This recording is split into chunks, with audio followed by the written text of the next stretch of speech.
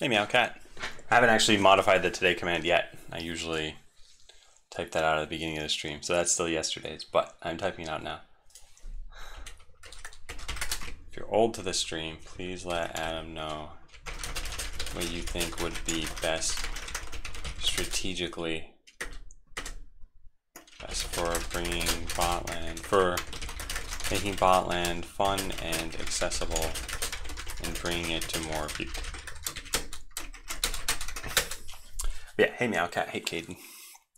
So we are in a point where I don't feel like the game has enough players. I don't exactly know how to get more players. And I don't know what the likelihood, even if I knew how, of being able to execute that on that plan. Hey yo. So I don't know what to do, and I feel lost with what I've been working on, and I want to address some of this. Hey, Julie. So we had, let me see if I can find this.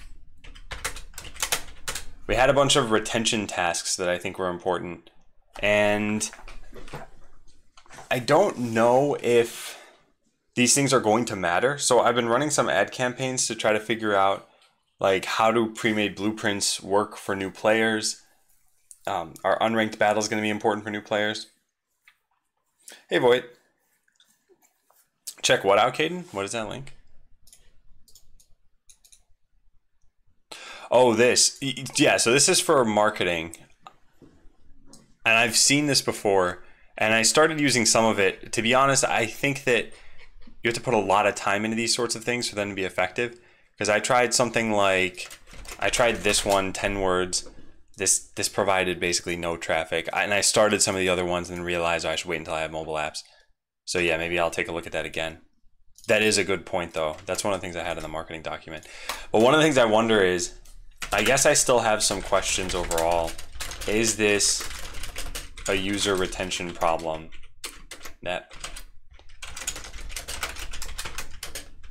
Is this a marketing problem? I guess it can really only be one of those two things. But if it is a user retention problem, is the game not fun? Is the game not evident enough to new players? I don't know. Is there something else that's wrong?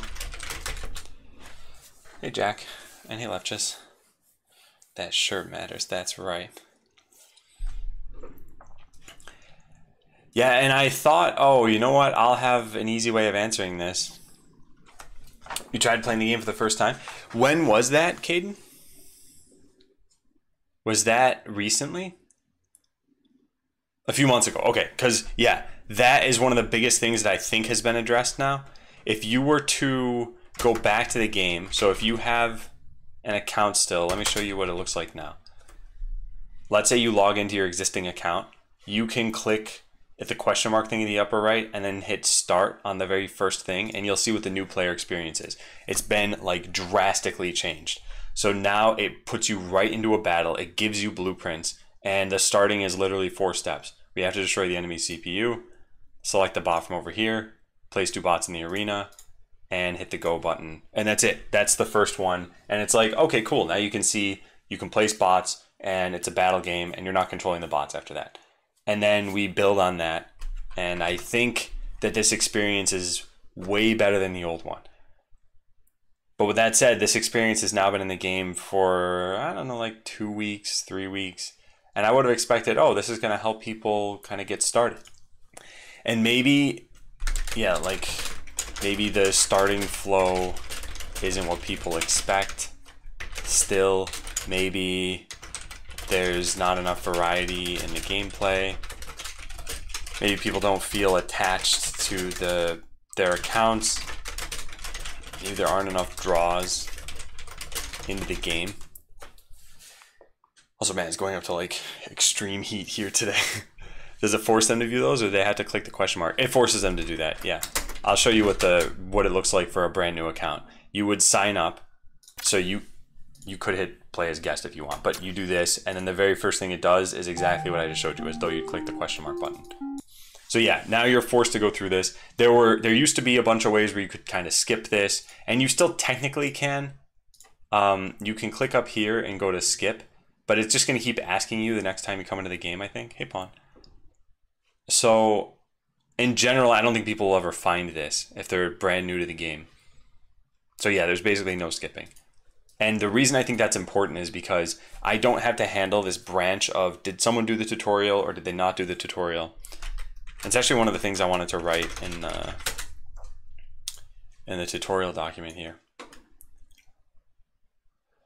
So in general, I am very much torn on how to proceed. Part of me looks at this and assumes the worst and thinks, hey, this might not be successful. And if I know it's not going to be successful, why would I continue to work for another 6 months? And then part of me thinks I might just start marketing again and maybe everything just works out. I don't know. But that's where I don't have the questions to be able to answer that. Or I don't have the answers to these things. Hey, Janino. I don't know how relevant this can be. But using a browser makes people keep going to the website once something is new. Browser notifications are something I specifically didn't want to do, although I don't remember why exactly. I thought my reasoning was that I don't think many people are going to come back to it that way. Yeah, so Meowcat, this is really good. I just need to know more about this. So if you put someone who hates first-person shooters in front of the top 3 first-person shooters, they might never like those games. Games that are made by AAA studios, games that are made by indie developers, it doesn't matter. They might just say, the genre is not up my alley. Those people are people I feel you will almost never obtain, no matter what you do. Or if you were to, that the cost to obtain them would be so high that it's not worth pursuing. So if the reason here is like, I don't like strategy games or I don't like automation games, then yeah, that's totally reasonable. I think the message box is too forced. Can you explain this a little bit more? And can you type more than just a few words? Honestly, like, can you type out a paragraph or something? Because this is what's really helpful. And rather than me trying to extract this by biasing your questions, I'd rather you provide as much feedback as you can about how you think the game is. Because like I said, this is really helpful. But the way you're going about telling me this is like, I'm gonna have to ask a lot of questions, I think. So yeah, I'd like to, if you could provide more feedback, that'd be awesome. Play a game for an hour and I'll tell you what I think now. Yeah, sure. And if you want to judge that experience for the tutorial again, you can. I think it's a little bit tough because you wouldn't be a new player this time around, but it might clarify some confusion you had the first time around. And so I would suggest doing it, I guess. Hey, Artie. What was I doing right before this? Oh yeah, I wanted to write in here one of the other problems. Let's see, no rewards, optional tutorials.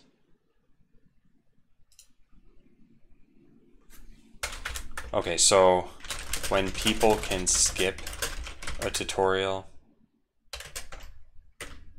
you as a designer have to accommodate the different branches they may have taken to get to a regular spot in the game. For example, the concept of phases in Botland is confusing to a lot of people, but the tutorial covers that information. If you could skip the tutorial, then the first time you encounter a phase, you'll probably be confused. I could pop up extra information.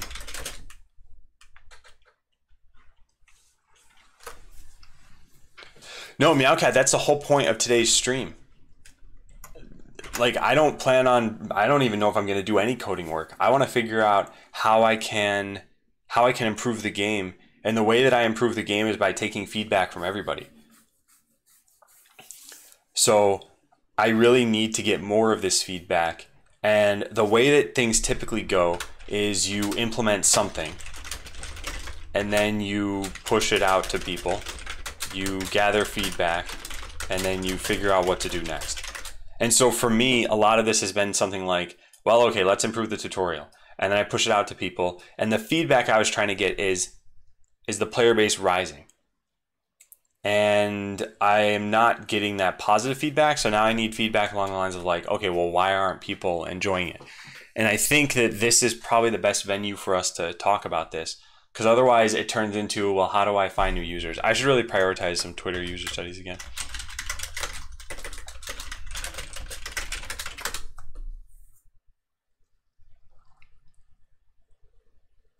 Hey, Nucleon John. Thank you. Hey, War Eagle.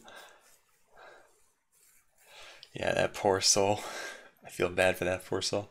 A long time ago, I tried to play and it wasn't clear, and somehow I jumped into multiplayer and someone beat me and it said something like I'm out of something, and I didn't know what to do. Now, after I opened the tutorial, I found it more clear. So it sounds like there are several people who tried the game from the stream a while ago and thought it was confusing based on the old tutorial, which, if it's the case that the tutorial's gotten better, then that's good news. But then I wonder if it's like a lot of people don't want to try it again. I think the phases are weird. Can you give me more information about what you expect them to be and kind of how you expect them to work? Also, is this, so I guess like, why are they weird? What did you expect? And have you gone through the new tutorial experience before saying that? So these are my 3 questions I have for you.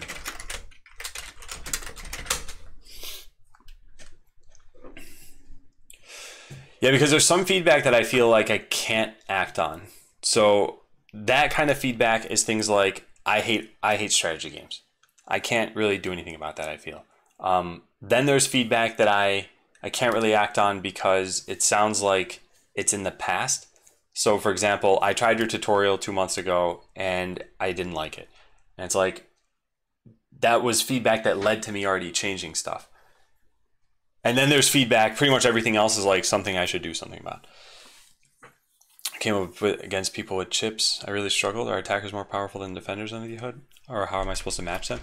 So that's a good thing to ask about. And the game doesn't directly cover this. And if I hear this enough, I feel like these are the kinds of things I need to work on. So I will write this down. Let's just write down like feedback mania. Collecting feedback on this, on the stream, writing down what I think may be helpful later. So in my mind, this is feedback that led to me changing the tutorial. Perhaps things would be better this time around. The conclusion here is there has to be some way in the game of telling people more about this stuff. Maybe a tooltip on chips.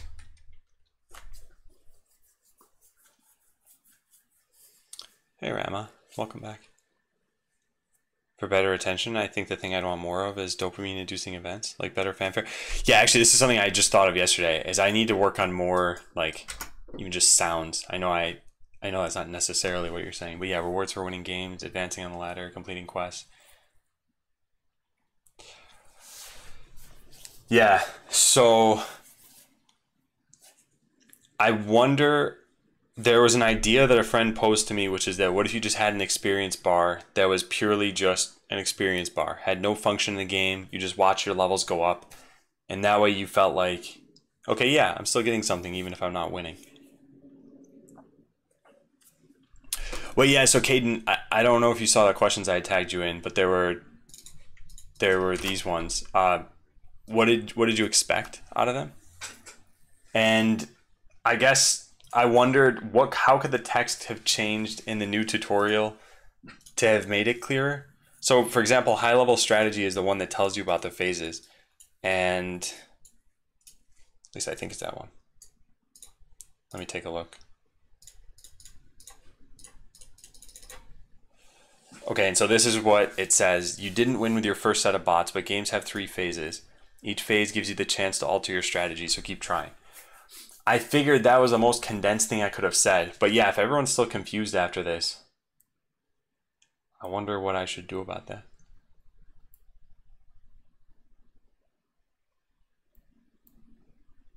So they're the same thing? The phases don't actually change.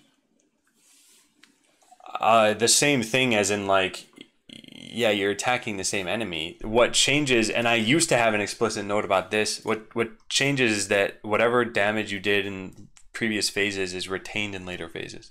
So I got these down to what, like 3/4 life? So if I were to do even more damage to these, then in the third phase, they're at lower life. And then that'll let me figure out kind of what happened here.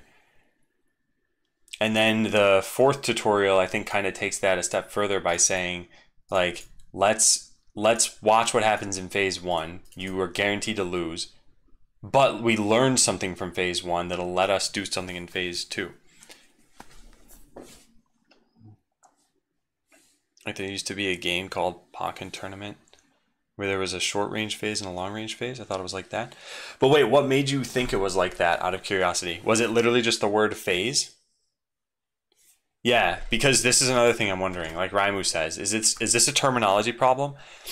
And hopefully you understand what I'm getting at here, is that I hear feedback like phases are weird or I don't understand phases, and I don't know enough about the mindset of someone who says that, and I'm trying to understand that.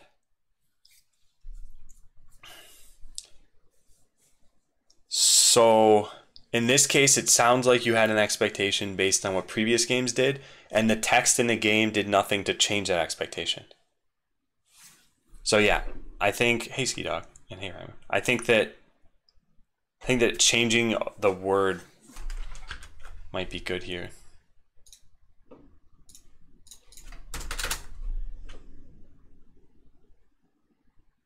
Let me see. So I'll copy this down.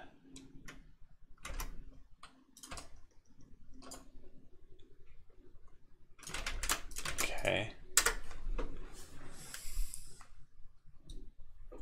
Yeah, I think waves might be better. Or waves, rounds.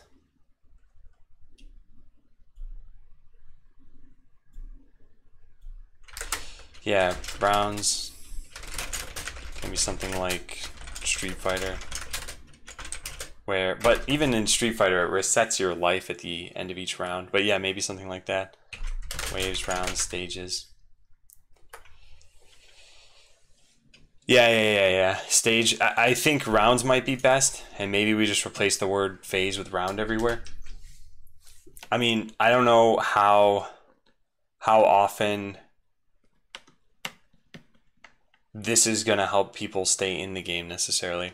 Like the way that I think about it is, this could be a point of confusion, but then if you play the game, you might understand kind of what happened. Then again, I think a lot of people aren't even finishing their first game, but I'm not sure what they're thinking when they don't finish their first game. You know, and that's the issue that I have and what I'm trying to find out through all this. Well, I don't think it's a major issue, but like I said, there's a lot contributing to these problems that I have. Like, when you get into this state, so let's see, do these bots have weaponry? They do, but I'll just put down a bot that has nothing. There. Okay, so let's see. Cool, this is gonna take forever. Anyway, you get into this, where you're in the second phase and you're like, what happened? I wonder how many people just leave. I don't know. Hey, Coach Stench. Well, at Meowcat, the whole reason of me doing this stream, I think analytics can help, but I still won't know what's going through a user's head. So let's say they all got to a screen. I don't know, let's say we saw 100% of users got to screen X and then stopped. There is no way that 100% of them thought exactly the same thing when they stopped. 20% are probably confused, right? I'm just making up things. Like 10% may have had a real life engagement to attend to. 50% may have whatever. There's like a bunch of different reasons. And what I want to figure out is these things. What is going on here? And that's why I think I want to just, figure out from the stream, what did you guys think? Like how many people played the game and then never came back? So questions about Botland in general, and then questions to people in the stream. If you played Botland a while ago and stopped, why did you stop? You are in the right spot, Hideo. Well, part of this is feedback, and part of it is like, what do you guys think should be done about the issues that I'm facing? Hey, Fuzzy Muppet. I thought the phases just were weird too when I tried the game. I get the argument that you learn how the opponent behaves, but I thought it'd be more fun to deploy everything at once and be able to overpower your enemy, rather than now where it feels like you eke out a win by surviving through 3 rounds and hopefully have a bot or 2 left to take out the CPU. Yeah, part of that, it sounds like that's a game design pushback. And one of the reasons why there are multiple phases is because of this. I'll paste this in. So anyway, this is a different question, but it's the same answer of why there are phases. So for those who don't know, Fog of War is something that obscures what you can see. So imagine if in this case, you can't see any of these bots. So you just put down your bots. And the reason I didn't want that is because then the first phase of the game would be exactly the same for every player. So it's the same thing I feel if I condensed the 3 phases down to 1 and there was just like, just start the battle. Then sure, you could look at these bots and try to see what they do. But then every game you're playing is kind of the same.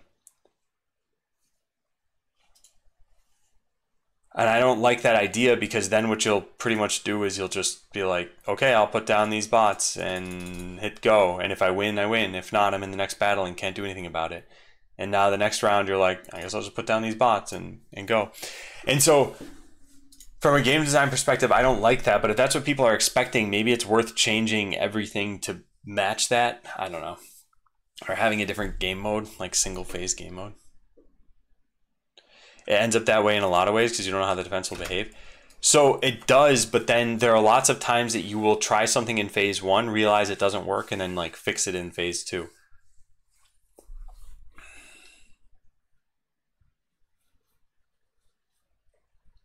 Okay, so hang on a second. I gotta start copying more stuff down here.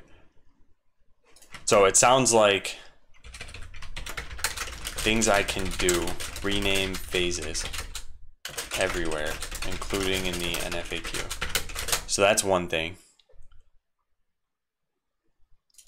Yeah, no, Caden, I don't think you're trying to be rude here at all. And I hope I'm not giving out that impression. I want all of this feedback. And this is what's going to make the game better, assuming there's even time to make the game better. So things I can do, still go through Pawn's note about dopamine-inducing events. Yeah, I wonder if I should make a single phase game mode that's more in line with people's expectations. Hey Mitch, and hey Krasner, and Ramy. Just didn't feel fun to me, basically what Fuzzy Muppet said. Yeah.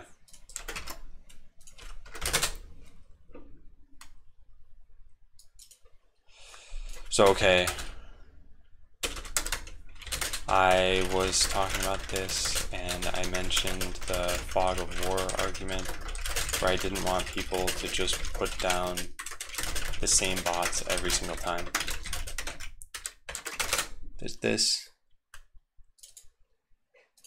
Copy what Anjuli said here. Sorry, I'm still working through chat. Played the game for the first time, not literally the first time, and quite some time yesterday with my earlier created account. Was directly thrown in a new tutorial, went through all of them. One thing I might have missed after the basic one.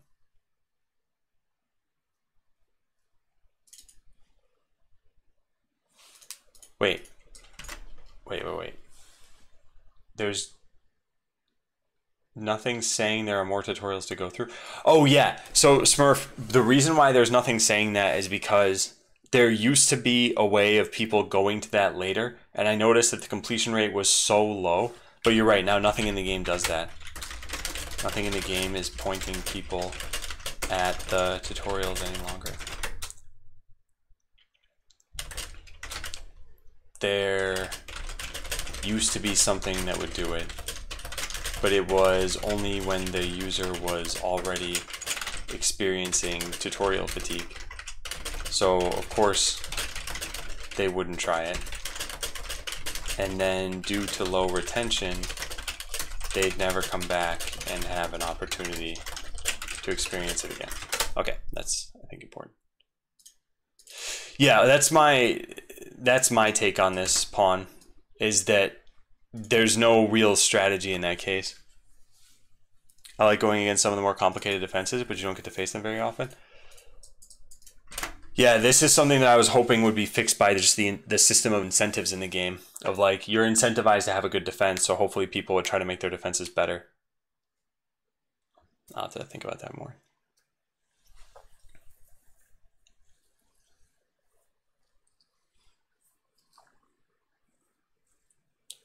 Seems like a mindless game, and people, for some reason, love those kinds of games.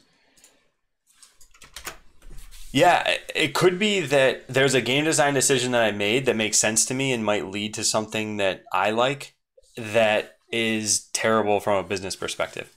Like, here's a thought, is that if I take out the scripting aspect of Botland, this game turns into one of the Clash games. Now, I haven't played the Clash games, so I don't know exactly how they'd be different. But from what I understand of Clash of Clans, you've got different units, and you choose whether to place like an infantry, soldier, something like that, or artillery, or siege engine, or some whatever. And then they follow some rules. And those rules you don't get to customize. And so this game would basically turn into like Clash of Clans. Now, is that a fun game? Yeah, apparently. That game got like millions and millions of dollars from what I understand. So could I steer more toward that? Yes. Would it be distinct enough and something I'd want to make necessarily? I don't know. And so it's like, can you turn any failing game into Minecraft? Yeah, you can. Do I want to do something like that? I don't know. And so that's where I think some direction still needs to be here that makes it distinct. And hey, hi, Mayor. Separating the game into modes would create problems with population matchmaking time. But that's not a problem in Botland so much, because with League of Legends and Dota, every mode is segmenting the player base, and you need real-time players. And hey, Chrysler. In Vaga. I feel like you need to show that higher level, what higher level battles are like, kind of like a trailer. When I started the game, the level of gameplay was just slow and not very fun. Yes, this is tough. This is really tough, because one of the problems is when I showed people like, okay, here's a real match, tons of people gave me the feedback that like, how am I supposed to beat this? So I think I can't show them by pitting them against it. I think I need to show them somehow by being like, here's what the game can end up being. So I need to balance this with the fact that tons of people complained about not knowing enough to be able to beat higher level defenses early on. So maybe I could show a video or push the single player mode and show what bigger battles are like.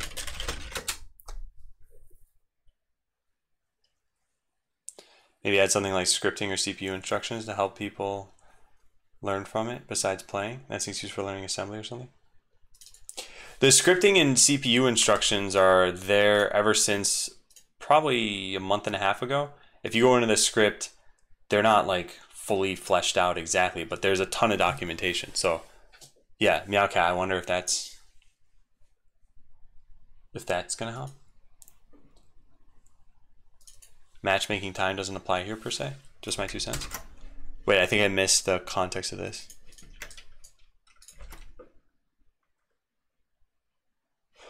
Well, what I'm getting at is you proposed a problem that other games face with this, but I'm saying I don't think Botland necessarily has those problems. So I'm not sure if you're saying, yeah, but those are still problems. Yeah, hi Mary, I'm not positive what you're saying. I mean, like after you finish the last basic one, then you could probably get some, now let's play the game for real, and when you're ready for more advanced tutorials, there are more in the question mark button. Yeah, I think something like that could happen, and the only way that people would ever get to them is if they stayed in the game long enough to then benefit from that information.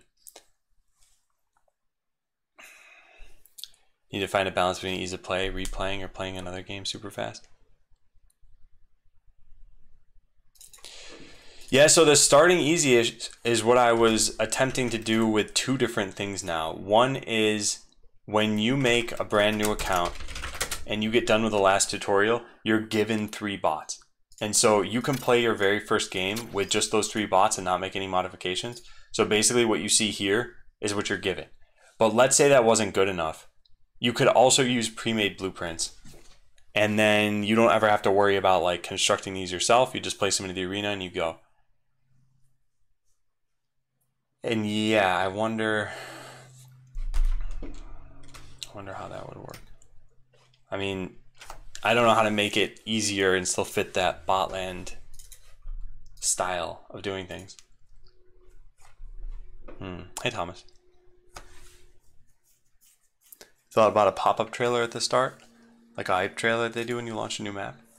No, I haven't thought about something like that. I think something like that might help. You just make everything larger from the beginning, so more bots at lower levels just have more action. Yeah, but that's what leads to people saying I'm super confused, because what'll happen, I think, is that there will be players who stay at those lower levels for whatever reason. They don't know how to upgrade or what, and they put down like 7 different kinds of bots, and then we run into that same wall that a lot of players experience, which is you play against a defense and you need to learn too much to be able to do something against them. And so the way I could kind of stop that is by enforcing limitations, like you can only have 1 kind of bot, but you're allowed to have like 30 of them. But then the other thing we run into is that then simulation times keep rising too. I feel like one match is a phase in itself, and if I lose and mess up for some reason, I get to analyze it and maybe create a custom script for when it looks like I'll encounter that defense next time. It seems like a more laid-back thinking game to me. I can take time between matches to lay out a strategy and analyze what went right or wrong. The phase I need to concentrate more while the match is actually going on, not appealing to me in this type of game.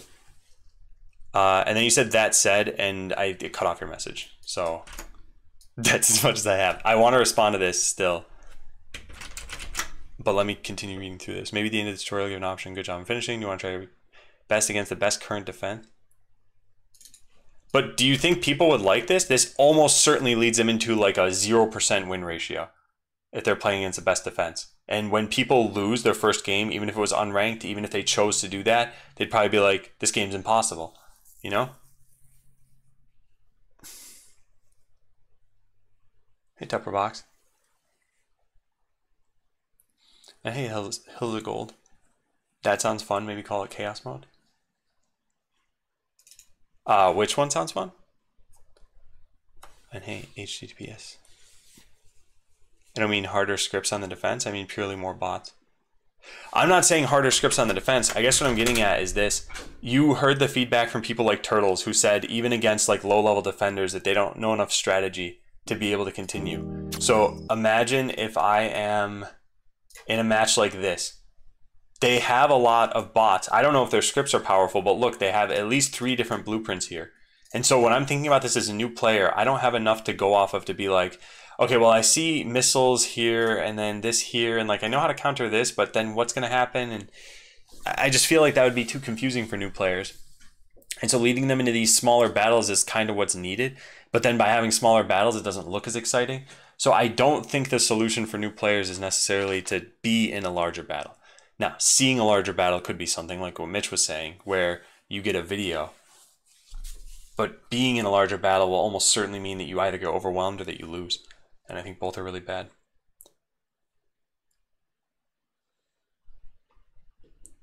Would you change the overall style and make it an easy-ish starting levels and then more advanced tactics and really cool programming options to kind of ramp up? I think the only way to accomplish this is probably like a single player mode. And so this would make me think that, yeah, prioritizing a single player mode is probably pretty important. Single player mode can be the way that people see large battles, ramped up difficulty, etc. So I think that's what the solution would be to that. What I gather from chat currently people seem to be interested in seeing how a high-level match plays out. Yeah, but I think put yourself in the mind of a brand new player. You got done with the tutorial and now you see this high-level battle. If you're the one who's in it and you lose, would you be willing to move on? Like, I think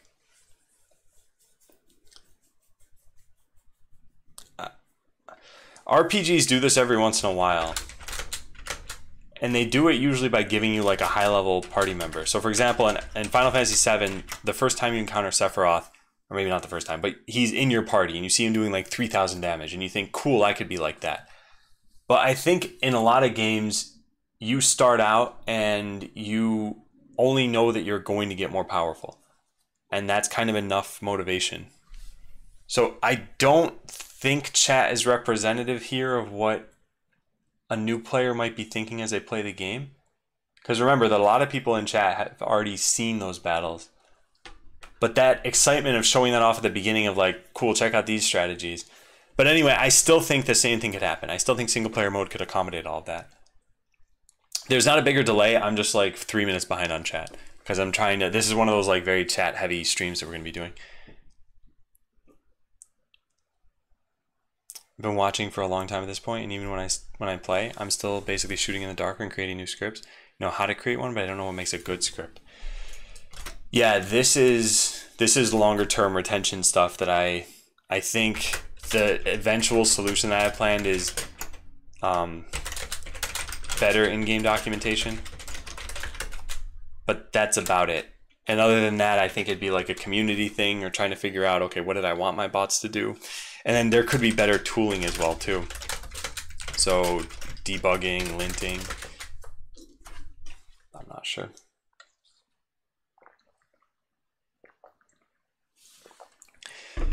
Yeah, Smurf, that is one of the things, but I am doing advertising campaigns to draw in completely new people from not even the stream. So just other locations. And let me see. I've got this open over here. Man, my eyes are drying out a ton.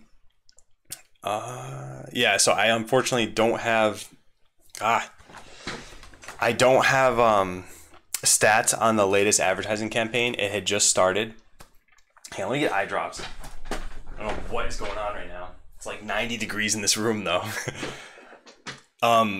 I just started a new campaign, and I think that the retention from that campaign, the last couple, still hasn't kind of been what I wanted to do. But in general, yes, this is right. And I think that that's why I have this question here of like, if you played Botland a while ago and stopped, why did you stop? And yeah, that's one of the things I want to ask. Hang on one second. Let me turn off my camera for a sec. I want to put these eye drops in. I won't be able to read chat. Okay, that feels good. Oh, well, now it'll look like I'm crying on stream. I'm not. Although I have once before when I was laughing at that that anime clip. Good God, that was funny. All right, so what about players level up, their attack score increases, they get another tier of tutorial explaining more advanced concepts? Yeah, I think to me, this is something where it's like, we need to let you know that there is another tutorial. Maybe show your progress better.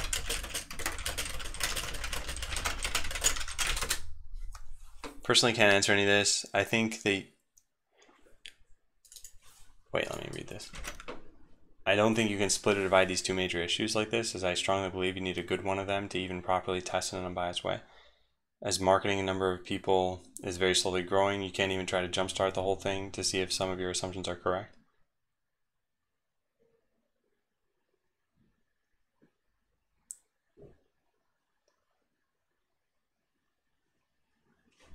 Wait, what are the two major issues?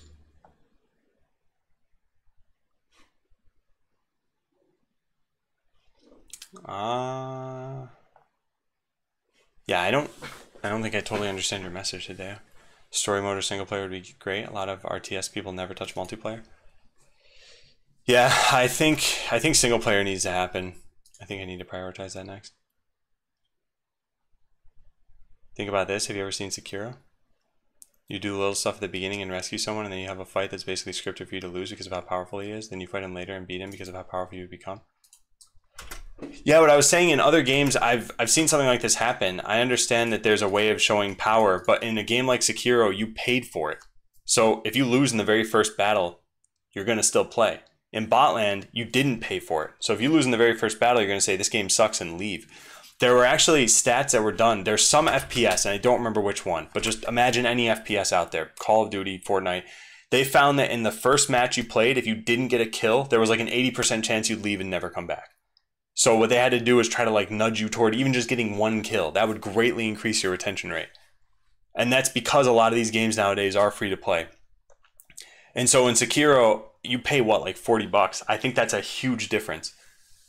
So I think if I were to have a scripted fight where you lose, which I think the whole point here is that if people are leaving because they don't know what you can eventually do, then something like this would be really important. I agree.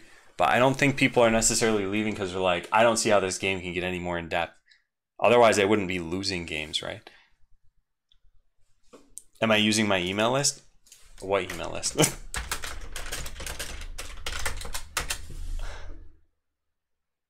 You think your message got cut off by Twitch chat? Let me copy this. Oh, hey, here it is.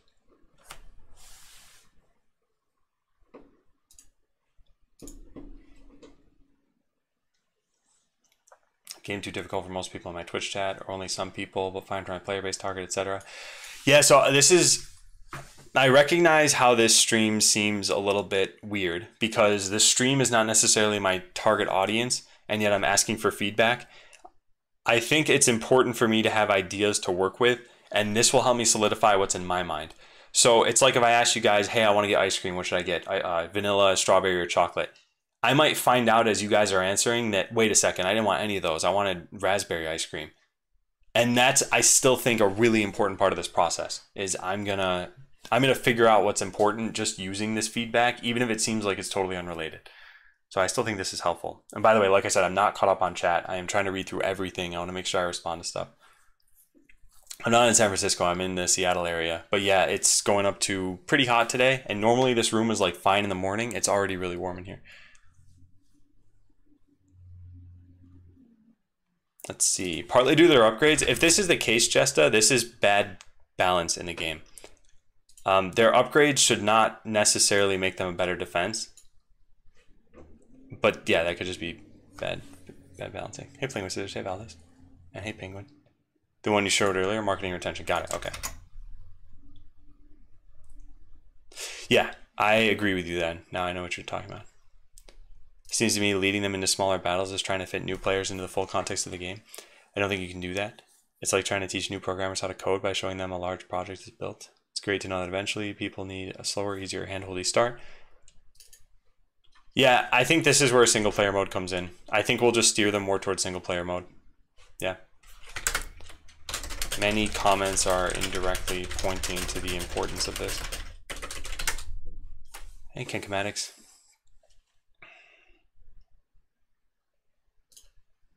What game were we talking about? We were talking about Sekiro. Whoops. Shadows Die Twice. It's a Dark Souls-esque game. Oh yeah, Hills of Gold. I guess I'm not necessarily saying it's the first fight, although I'm pretty sure one of the Dark Souls games had something like that, right? Where you're supposed to like bypass the first boss completely. I guess my overall point was that people are not attached to a game they didn't spend money on, and I don't want people to have to spend money on the game. So I need to find a way to get them attached in other ways. And I think every time that something negative happens in the game, that kills off like a good chunk of that attachment. Why in the world aren't you using your email list of all existing users? Or why don't you have one?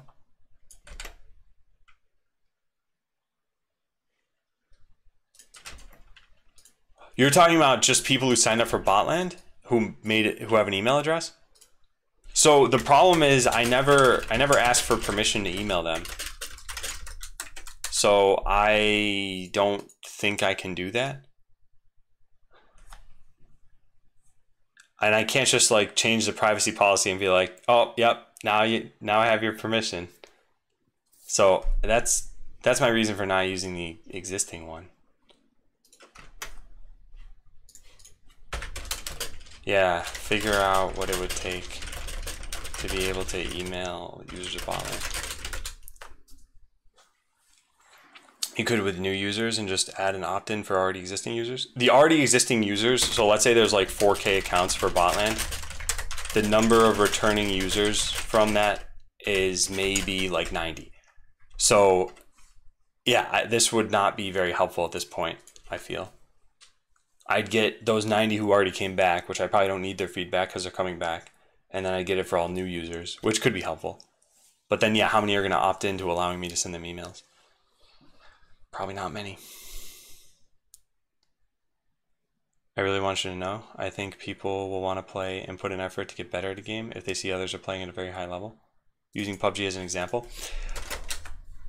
I mean, like I said, I think that how you go about showing someone this is really important. I think that it's good to see other people at high levels. I think it's bad to have a new player in a free-to-play game lose a match because they were outgunned, basically. And like I said, that multiplayer FPS that I was talking about, where if you didn't get a kill in your first, game, you just leave and you'd be like, cool, never coming back, didn't have fun. And that's it. Your first impression is then morphed forever. Hey, Rusi. I think login rewards can keep people coming back. Not sure if they'll actually get attached from them, though. That was another thing that I wanted to do that I don't think I had written down here exactly, which was give people a salvage pack on their second login. Did I write that? Yeah. I think this is really good, because this is relatively cheap to do. So I'm going to write this here, too.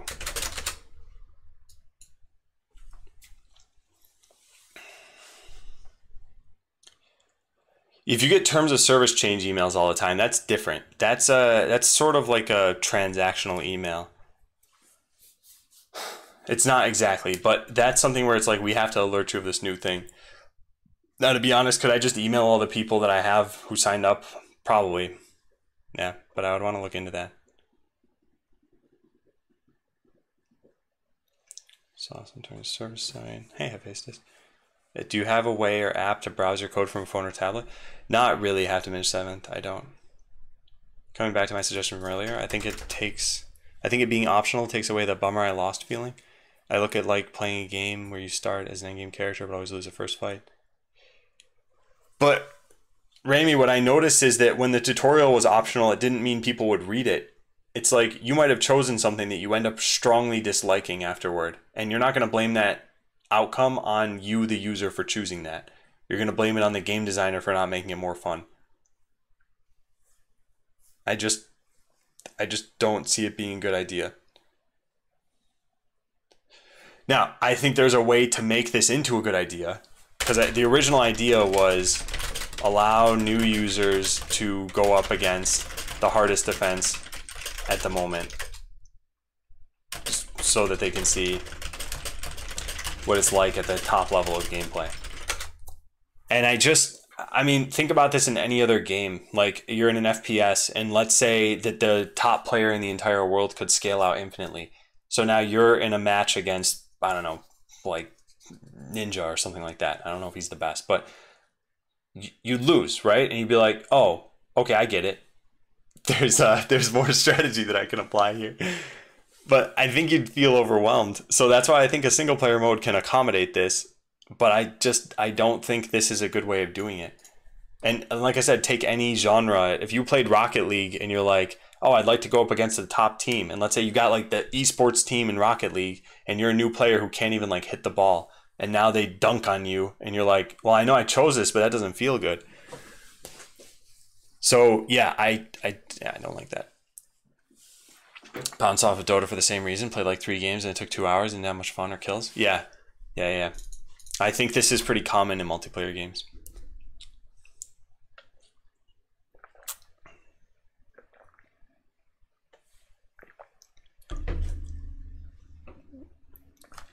Let me see. Think that literally daily login rewards are better than a one-time thing that the user does not know about on their first login. A lot of games have a view where you see... Yeah, I have pushed back on this for a slightly different reason. And I'll talk about that in a second. Also, I never got back to a message from up here that I wanted to get to, I think. I think it was this one. From Fuzzy Muppet. I still have to respond to that. And let me delete something. I don't know if Jaime is still there, but I don't know if there was still an issue that was in this. But I'll respond to some of those things. Hey, Wanto. So Yeah, the daily login reward, I feel, is one of those things that tricks people into coming back. And I don't like that. Let's just force you to log in a bunch. It just doesn't sit well with me. And so I don't mind doing kind of semi-randomized rewards. I think that could be nice. Maybe even just semi-randomized rewards.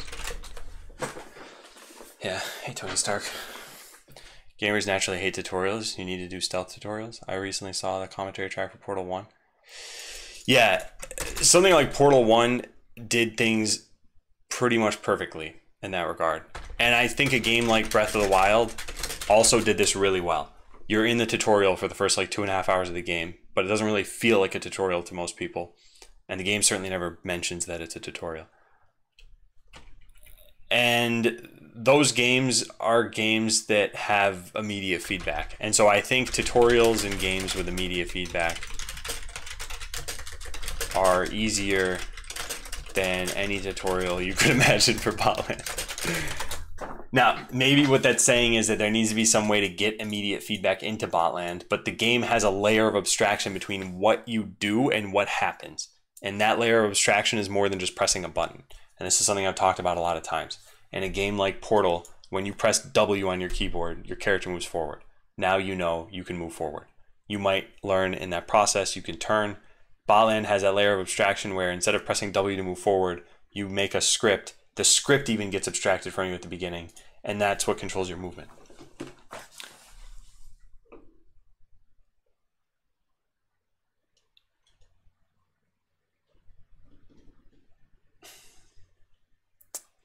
League has something called Daily Play. You get a new champion every day. You play for like 10 days. You could do something similar in Botland.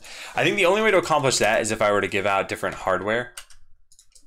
And I think that hardware is cheap enough right now where that's not a huge issue. However, one of the things I notice is that not many people are spending their money. Try to point out to people that they can spend money in the store. Give them more nudges toward the store. And Blueberry King, welcome back. I hate burn them all. If you didn't log in for a long time, they'd give you a huge bonus to XP game. Yeah. Let me see. Was the Trigger Heroes great job. And I'm glad you guys appreciate this. I just don't want this to get down to the point where it's like, well, I put in 4 years, then things got tough and I just left. What about seasonal cosmetics? So this costs money for me to do. I want to do this at some point, but this is not the kind of thing I can do in order to pull in new players. But I like the idea, for sure. And in fact, if it's not already written down, I want to make sure it's written down, but I think it should be. Or maybe well, anyway. I'll write it down. Seasonal cosmetic items. Hey, Zoku. Yeah, so while these are the kinds of ideas that I think are good, there are lots of ideas along these lines, and I'd love to do them, but I don't think we're at the right stage yet. So it's still good to like say those, I think. Yeah, so for anyone just coming in who's like, what in the world's going on here? If you're brand new to the stream, if you go to bot.land, you can see the game that I've been working on for the last 4 years, and you can play it, you can watch a trailer, it's totally free. You can sign up as a guest. I won't even know that you made an account. I have been trying to get more traction lately with new users, and I think things were pretty bad about a month and a half or 2 months ago. And then I made a bunch of changes that now in the game right this second should make it a little bit easier for new players to get into it. However, still, I don't see a lot of returning users, and so we're trying to figure that out. Now, where does this fit into the bigger picture? The bigger picture was this, which is the roadmap for the game, and more specifically, it's this 2019 section, which is that I'm married, I want to be kind of pulling my weight financially, and I'm not right now. I'm making hardly any money off of Twitch. I don't care about that, but I do need to make money at some point. Botland would be that way to make money. And so if Botland isn't successful by the end of 2019, then that's it. We're like done and we'll move on. And I'm okay with that happening But what happened yesterday, I was talking to Leftis about this actually, and I realized there is something that looks kind of like this. So this is 2015 and this is 2019, and we're like here right now. So there is a success level of the game, or kind of how completed we are, and this chart kind of looks like this, where it like slowly went up. And there's some point on here which is profitability. Now, here's what I think is that we need this to go from here to here, right? By the end of 2019 for me to be able to continue working on this. I don't know how large this curve would be exactly, but let's say I notice that we get to this point and it's like November, and now we have to go from here just like straight up. That's not really possible, right? Or you'd have to get really lucky for that to happen. So my thinking would be, if it's November and if I'm still at kind of this level, then there's no point in working in November or December on this. It's not, there's no chance of it going up to there. So what I wondered is, in June, knowing that we're here, is it possible to get this curve to happen? Because again, if it's not, by that same logic as what happened in November, then it would make sense to just like stop working on Botland and do something else. Now, I don't think we're at that point where it's impossible. I just wonder what is the path I would have to take to get it to that point. And that's what's fueling all of this discussion today. So I do still welcome any and all feedback. I want to write everything down. I want to respond to stuff. I want to figure out what I can do and just kind of help prioritize things. Biggest problem I have with the game is that there's really not much gameplay. Game kind of feels like the fighting aspect of Clash of Clans clone. Game comes down to you make a bot, place it, and you're done. That's why Clash of Clans has base building and resource gathering. Yeah, I wonder. So it sounds like Clash of Clans base game is equal to Botland a little bit, but without scripting. And they determined that this wasn't good enough, so then they added in these other couple things you said, base building and resource gathering. And I don't know what these things are comprised of in Clash of Clans. But basically, you're hoping that there's something that kind of augments the gameplay of Botland. And the only thing I think about for that is like other game modes.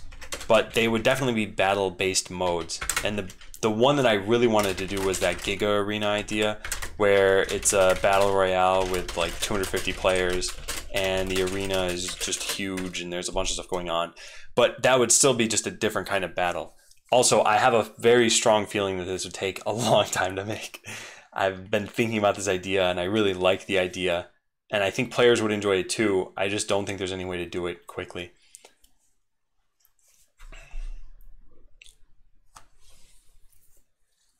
Hey, Oopser. Continue to operate and market Botland part-time if you get back to a real job too. Yeah, so first of all, this is an insult. No, I'm kidding. First of all, I think that my general thinking is this. If I can't get the game to work when I'm focusing on it full-time, how could I get it to work when focusing on it part-time? And the answer is that this is flawed thinking. It's not that you need like an activation threshold. So if you're not working 40 hours a week, you can't make it work. It's just that my progress would be like chunked down to maybe 20% or less of what I'm doing now. And hey, Axis.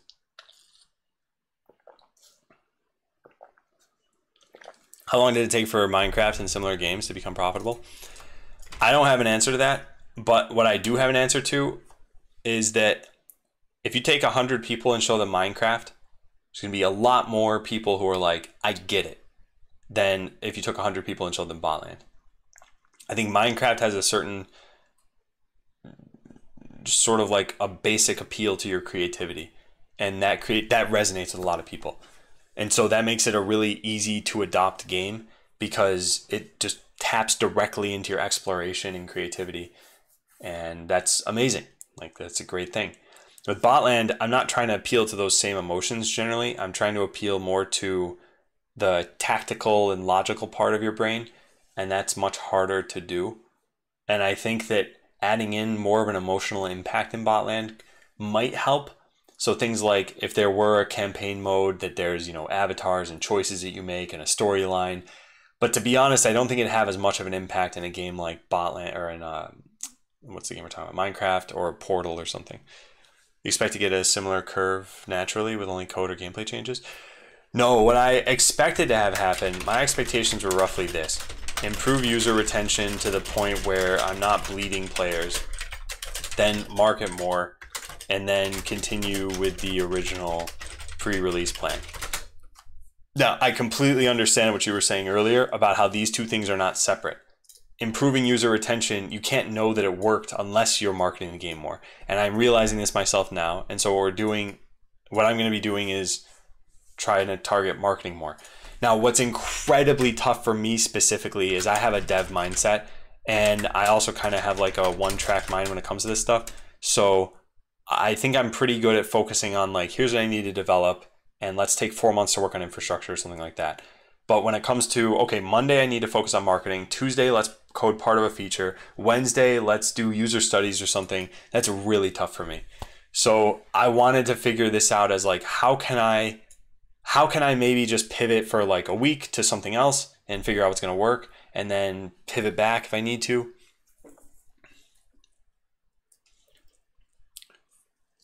I don't pay attention to you else. I actually do not. I think this is the type of decision that you stop looking at the products as much and instead look at yourself. Like, are you still happy building this? Would you be happy in months if it continued at this rate? That's a really good point. Let me finish reading your point though. And many more entirely personal fulfillment or success aspects.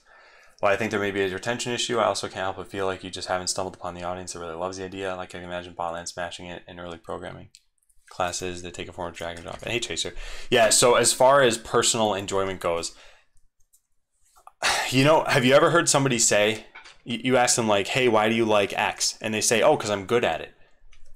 So for a lot of people, I feel like there's this natural interest in something, and then that's fostered by being good at it and wanting to get better. And so for me, Botland started as like, this is a passion project. I just want to do this. I've always wanted to make a game. And then as the years went on, I thought, okay, we're getting closer to that goal that we had. And then about 2 months ago, I realized, okay, we've been getting close to that goal, but wait, the players aren't there. And I can't just like push this out and expect, oh, all this work I will have done will just be appreciated by people. And I never internally consciously had that expectation. There's the expression, build it and they will come. And I don't believe this has been true in gaming for a very long time. I do think there was a time when it was true. I think back maybe before like GameCube era and earlier. So I don't know what the competitors were like, PS2 and Xbox or something. Whatever those consoles were, I think if you made a game and you put it onto that console, that's all you needed. And I think there are some really great examples of that. Like N64 had Superman.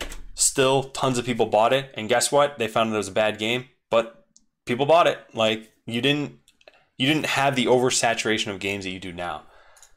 So nowadays, if you build a game, it is all about marketing and exploiting as much of the sort of zeitgeist of gamer mentality that you can. And in this modern age, I feel like it is those things you guys are talking about. Login rewards, I don't know, addictive gameplay more so than fun gameplay. There's a whole bunch of things in those lines. And so I never really thought this, and yet I wasn't consciously steering myself toward like, I gotta have more players. And so I'm deeply appreciative that I got this insight in the last couple months at least. I'm a little bit regretful that I didn't get it sooner, but I think, like I said, there still is some time to change this. I think you need to try Clash of Clans out to kind of understand why it's addicting. Knowing a competitor will better understand why your game's not taking off. Yeah, and this was another one of those, this is a mindful decision I made, which was to never try any games that are like Botland so that I didn't take their ideas. I would hate to go try Clash of Clans and be like, oh my god, I get it. Yeah, I need a couple of their game modes, and then make those other game modes, and now it's like, well, yeah, Clash of Clans was a good target for success, and I copied their ideas. I don't think that would feel good to me. And that plays into what Krasner said about, like, are you happy building this? So I think this is really good advice, and I don't think I am going to be the kind of person to do this exactly. I don't think it's a product that's failing. To me, it seems like the market's failing. What do you mean by that, Krasner? And hey, Theodore. You tell me which license I should choose on GitHub. Want to make my personal website or portfolio and put my GitHub. There's a site called TLDR Legal that might be helpful for this.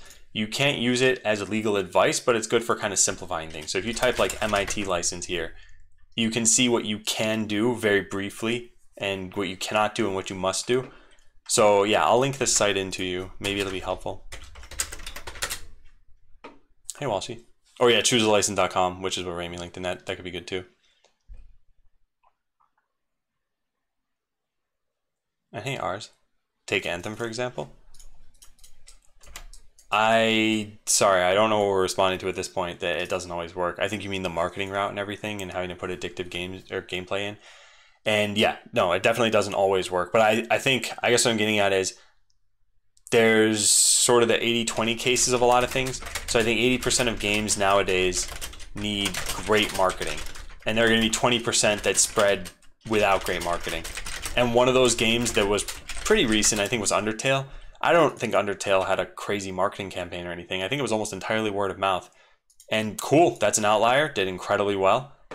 And I think it's a good game. But I think most games are going to need it. And then of the games that need it, how many of those will succeed? Maybe, I don't know, 20% of those games will actually succeed.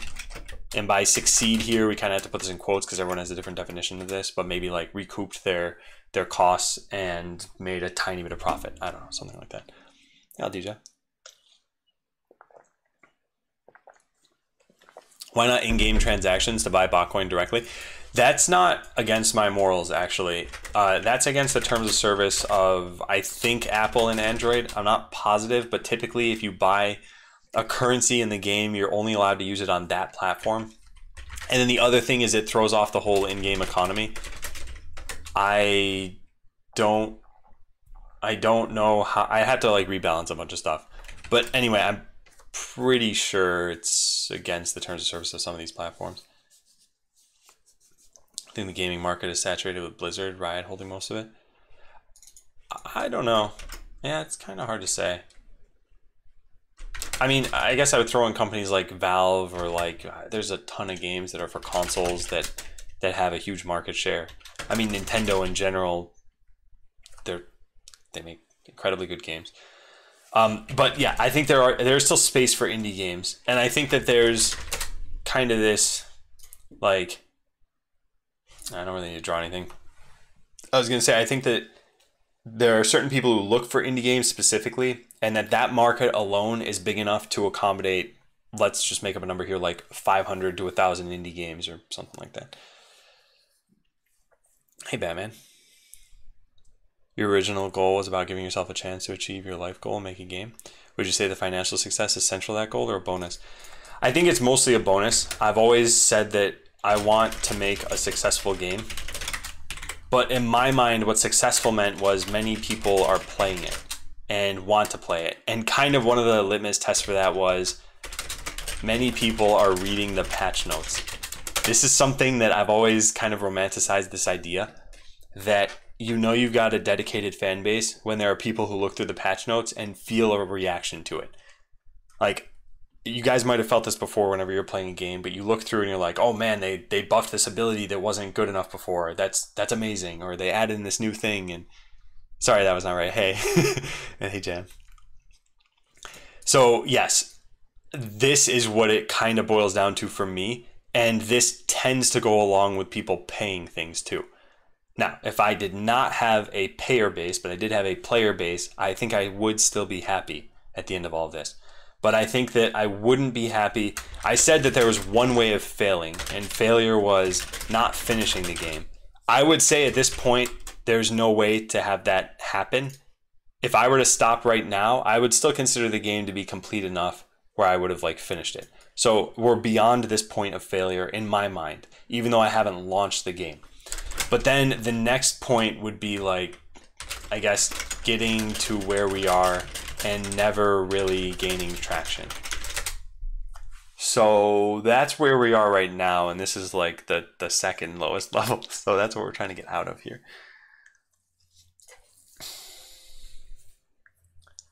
Have 800 Botcoin and don't know what to spend them on. Bought all the hardware and chips, bought all the cosmetics I like. Yeah, that is due to the balancing of the game. This is something that hopefully wouldn't be a problem if I were to launch. And ideally, if the game had players, we'd be making new cosmetic items, new hardware, new things to purchase. There'd need to be a money sink in the game. So money sink is usually just a way of like, let's balance out the economy. And so what I was thinking of is we'd combine it with the Giga Arena. It would cost something like, let's say 10 Botcoin to enter, and then prizes are, and there'd be like 250 players. So now there's 2,500 Botcoin that's spent, and then we only take 1,000 of that and we give it back to the players. So we give like 400 to first place, and 300 to second place, and 200 to third place, and so on, 100 to fourth. And then we realize that doesn't actually total 1,000. Oh yes, it does. And then that way 1,500 Botcoin would just be removed from the economy, and you know, that sort of thing can hopefully balance out with more items too.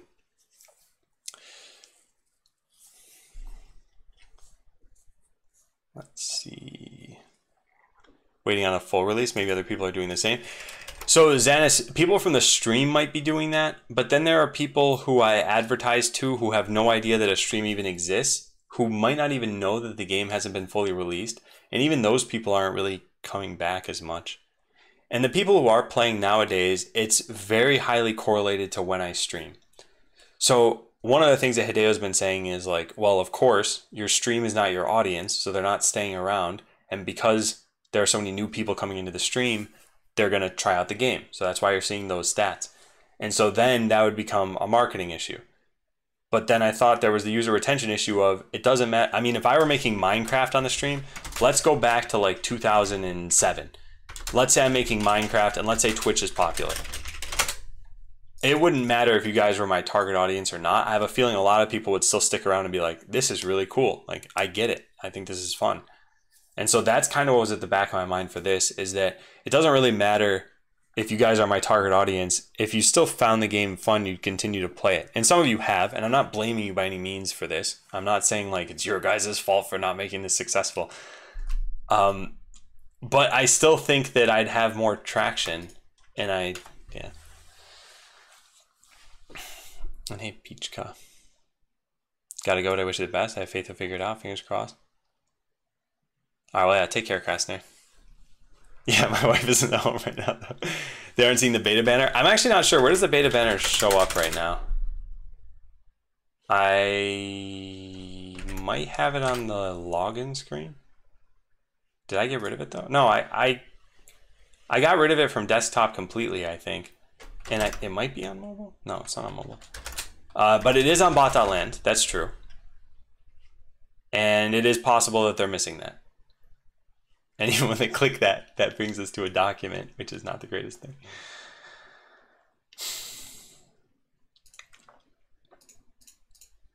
Yeah, this is great. Okay. So let me keep scrolling down through chat. Hey, Rhino. And thank you. And welcome to the stream. Gonna check out your game. Don't have any idea what it's about. Yeah, try it out. Let me know what you think. And hey, Endurin. Endurin, thanks for letting me know about the changelog thing. There's a point. Yeah, so for anyone who is brand new to the stream, if you go to bot.land, you'll find out more about the game. The URL is just what you see on my shirt. And you can play it. You can download the apps for it. The iOS app is a little bit rough right now, but the other two are pretty much fine. Are you advertising to communities that are already interested in these kinds of things for people who play code golf like things? I'm not as much as I should be, Xanis. And actually, this is one of the places where I actually would like people's help. So I have this document here, and I'll show it on stream, of how can I help and kind of marketing progress. Yeah, that's true, Hideo. Yeah, and that's what I was saying, is I kept in mind what you said about that. The whole people are just here to see what you're working on.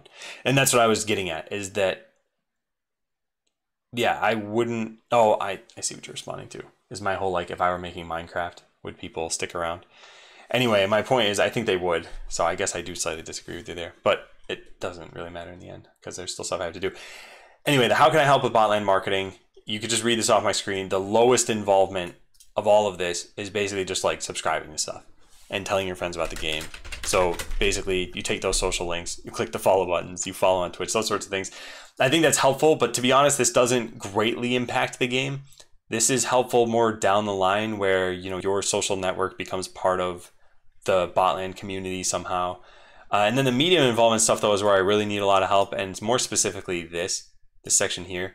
where if you see people talking on social media about strategy games or indie games or free-to-play games, games you can play in your browser, things you've been watching on Twitch that are unusual, anything along those lines, I didn't mean to zoom in that much, anything along those lines, it would be like, you can sort of put Botland into that conversation and do it respectfully if you're going to do it.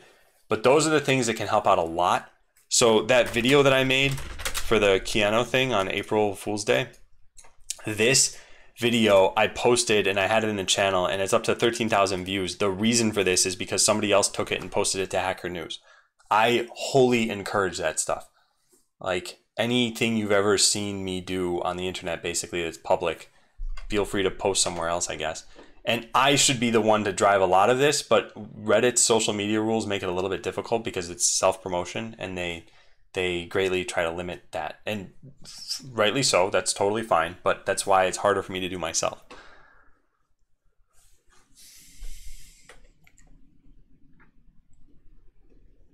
Why are you not in the marketing group on Discord? Oh, I can add you there.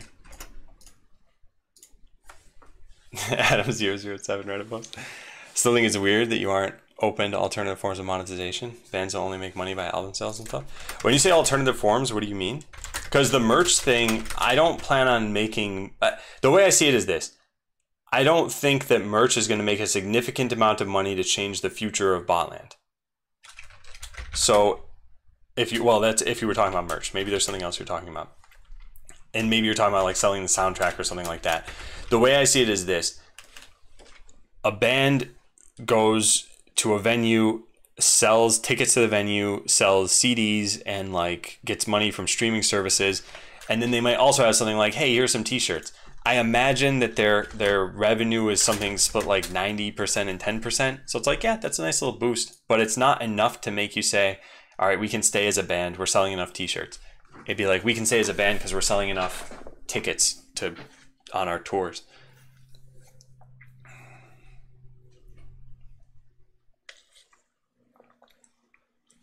Oh yeah, Endurin, you can do it now if you want.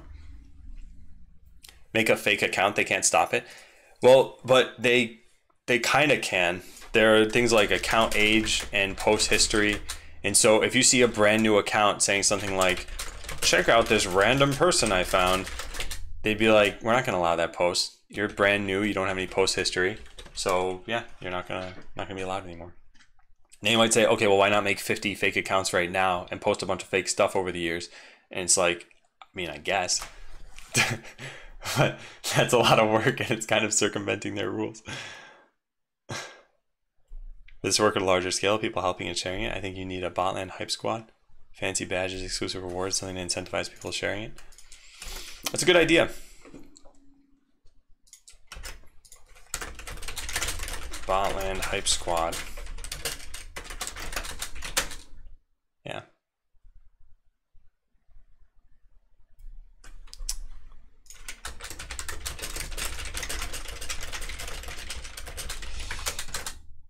Will it have badges? You need a profile page? Yeah.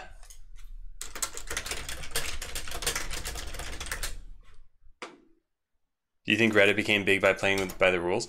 This does not factor into my thinking at all.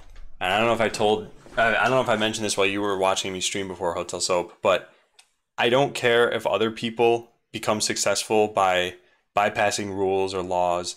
I don't want to do that. So a lot of people have said things before like, who cares about GDPR? You're a small game. It shouldn't matter. And I'm like, it matters to me. So this is not something I'm going to consider. The way I see it is, it all kind of comes back to, why am I doing this? What am I comfortable doing? Can I sleep at night? Those sorts of things. And yeah, I wouldn't feel comfortable doing that. Okay, so there are some things that we boiled down from this, and then there were some things I still wanted to respond to. Let me see where that is. Not those. This one, I think. Feel like one match is a phase in itself, and if I lose and mess up, I get to analyze it and maybe... So, yeah, I remember what this is. So this is like saying, you know, play one match, learn from it, play another match. And the way that Botland works is, so I think...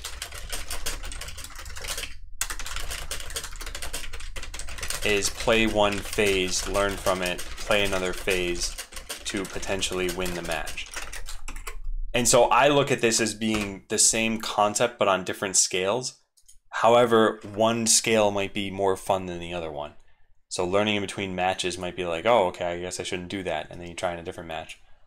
Whereas in a phase, it might be like, oh, I already kind of shafted myself here. I don't know. Oh, no, Endurin, I was just kidding. Yeah, I shouldn't have even typed that. Problem is you can easily lose the match in phase one. Yeah, but it's like what Aunt Julie said. I think you can still learn from it. But yeah, I think this is where the fun comes in, is if you lose a match and try again, you may win. If you, well, you don't feel as bad maybe. If you lose a phase, if you like brutally lose a phase, you may feel like the game is unwinnable at that point. I think adding in a base would be a really good idea. Keep people coming back and more engaged in upgrading their base. So this is where all the feedback needs to be tempered with two very valuable resources, time and money. And making a base is the kind of thing where it's like, I gotta plan this, I gotta have UX for it, I gotta code it, I probably need to do artwork. So I don't see something like that happening exactly. The other thing I thought is that your CPU is kind of your base and you building it is kind of just making a defense. And I recognize that the very point of this is that there needs to be more variety in your mind. But I wonder if that can come in through different game modes. The issue with different game modes is that they're those same two core resources, time and money. And I think we're in just such a bad spot with the UX budget essentially right now that it's very hard to change those sorts of things. Yeah, that's actually another idea that I should probably think about, which is like a Kickstarter campaign. Maybe do that full time for a month to get money to hire artists or programmers or more UX work. How about updating the apps on Android, iOS somewhat regularly? People see versions going up and also on activity. Let me see if I can show you guys some stats. Let's go check this out. Hang on, this will take me a second to do. I gotta do this off screen. Hey, Derek.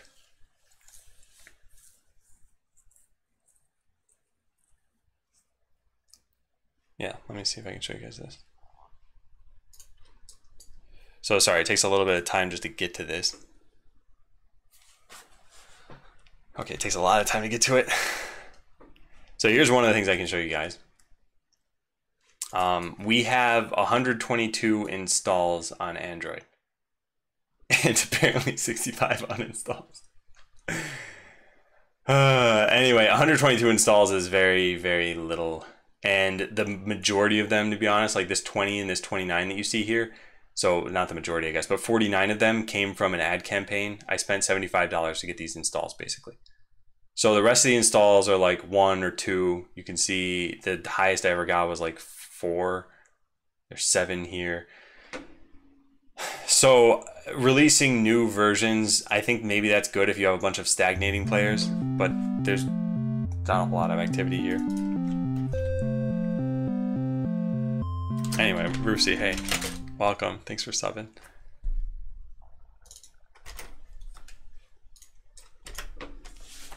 Adam Art. 75 bucks for 50 downloads and stuff. Yeah, I'm trying out a new strategy now. So that campaign targeted people 17 to 33 in Canada, US, and I think Europe. And it was only males and only people who liked, I think, indie gaming and were on an Android phone, something like that. So those were all the criteria. I want to try something new. I want to try this from 24 to 48. And there was one other big difference. Oh yeah, and this was linking them to bot.land. I want to try linking them directly to play.bot.land. So I want to raise the age range a bit, and I wanted to see if changing the URL would matter. Hey, Goon. Anyway, you need to add more interactive features so users stay around. Once I create and place a few bots, there's no real reason to stay. Yeah, I guess what is basically being said here is make another game inside of Botland, which that could work. I just don't know how I'd do it with the limited resources. And why target only males? I had a feeling that that's where I'm going to get the majority of the player base. So I figured, why waste advertising budget when I don't think that's going to end up being the target audience? Now, that's not to say women wouldn't enjoy Botland. I just don't think they'd enjoy it as much as men would. And I'm not making any other commentaries other than these are demographics I'm advertising to. So there's no reading in between the lines here. It's literally just, I think it will be more successful to advertise to men right now. Your wife says it sounds cute and might appeal to women. It might, yeah. And I might be doing a bad thing by advertising this way. But I don't think I'm going to change that at first. I could try an ad campaign targeted at women and see how it does. But again, everything costs money and takes time to do. And maybe do another one for 12 to 20. So part of the reason why I did it from 17 to 33 and then raised the age is that it had a breakdown that was something like 17 to 24 and then 25 to, I don't remember what the age ranges were. But anyway, it looked something like this. There were some users here. There were a lot of users here. And then in whatever the third range was, it dropped a little bit. So it looked like the younger side of that age range was getting fewer people. So I figured, okay, let's shift it more toward this range and see how it does. That was my idea. Hey, Goose. Tried the game of the guest account. A lot of interesting parts. Two things that stood out the most were how heavy the game uses JavaScript. May need to advertise this game to people who know about it. And I couldn't see enemy info about things like enemy health, if they could move or not. I suppose that you're supposed to scout that out. Yeah, number two, you're correct about, although enemy health needs to be made a little bit more obvious. But number one, I'm actually surprised because most people I've seen play don't even figure out that there's JavaScript in the game at all. So I don't try to steer people toward the scripting aspect, but even once they are there, and by the way, I think there's a bug somewhere with a scripting video. I don't think this scripting video dialogue pops up when users get to Blockly for the first time. Take care, Chaser. Anyway, yeah, number one, I expected most people when they're playing the game to get to the point where they're looking at just Blockly, and even then it auto-populates this script, and then you would stick to snippets, hopefully. There is a video talking about how to use this, but this needs to pop up on its own. I don't know if that's happening. How does this ad campaign work? It's just Facebook ads that I'm using. So you just choose your demographics and some information about them. And this one, I don't think it's actually running. I don't understand what's going on right now, to be honest.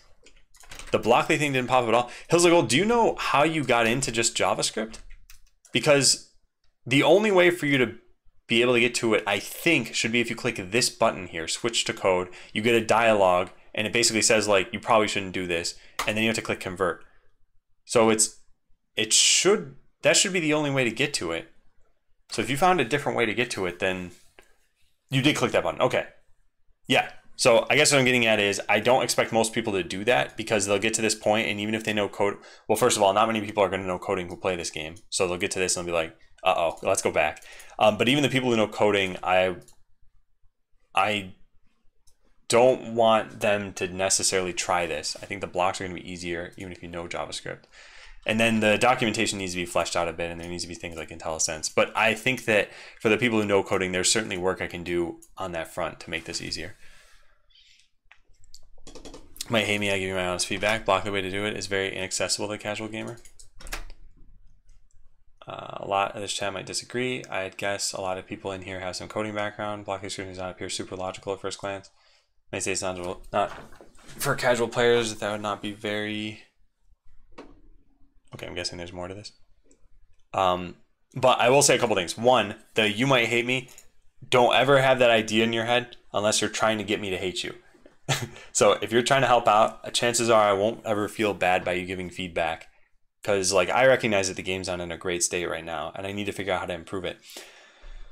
So when it comes to Blockly, I think there are a bunch of different ways that we can try to make things better. So more pre-made scripts, more snippets, more education around this, and better documentation.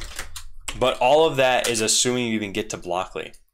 I want users to not have to worry about scripting at all at first. So it's like kind of a thing you can discover later.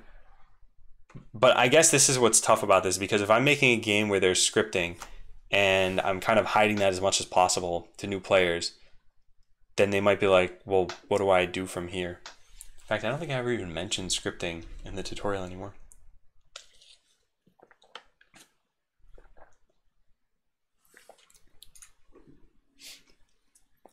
Let me see.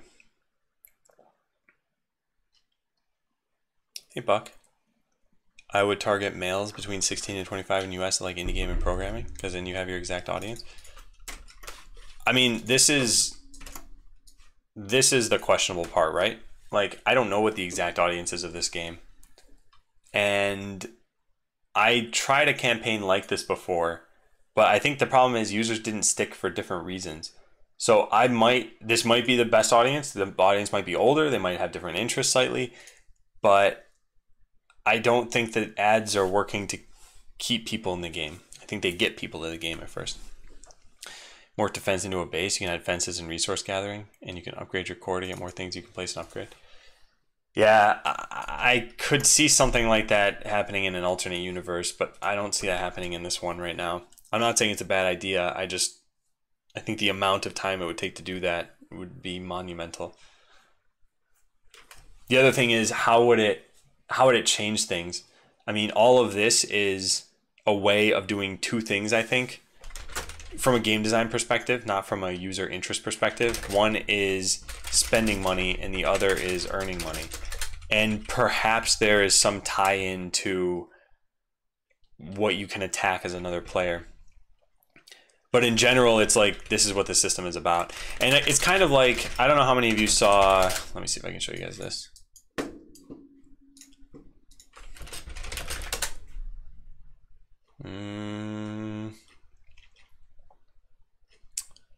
No, I can't find it. Anyway, there was a game called Chocobo World that launched with, I think, Final Fantasy VIII as like a companion app almost. And the way that it worked was that you moved this little Chocobo around the world, and you fought, and then you got 1 experience point for every battle you fought. And I'm trying to find their experience screen, and I can't find it. Well, anyway, so here's how it worked. You got 1 point, and it was randomly placed into a tic-tac-toe board. And so you'd get something like this, and then your second experience point, and then your second or your third one, and then your fourth one, and then your fifth one. And now you have a tic-tac-toe, and so you leveled up. And so this took 5 experience points to get to. You might have just gotten lucky and had to take 3. And you might have gotten really unlucky and had to take whatever the maximum is. And so all of this is doing is it's saying, here's a way of giving from 3 to whatever the maximum is. Let's just say it's like 7 or something. I don't actually know. 3 to 7 experience points to level up, which is heavily weighted toward, let's say, 5. And what they did is they put a layer of abstraction around this that was fun. And you could argue that that's all games are in the first place, is they're a way of turning your inputs into outputs and giving you some aspect of fun along the way. So yeah, I think there need to be a need for this in the game, but also I think it's just the amount of time. Like if I could prototype this in a day and see if people would like it, I'd be like, yeah, well, let's do it. I don't think it's gonna be doable.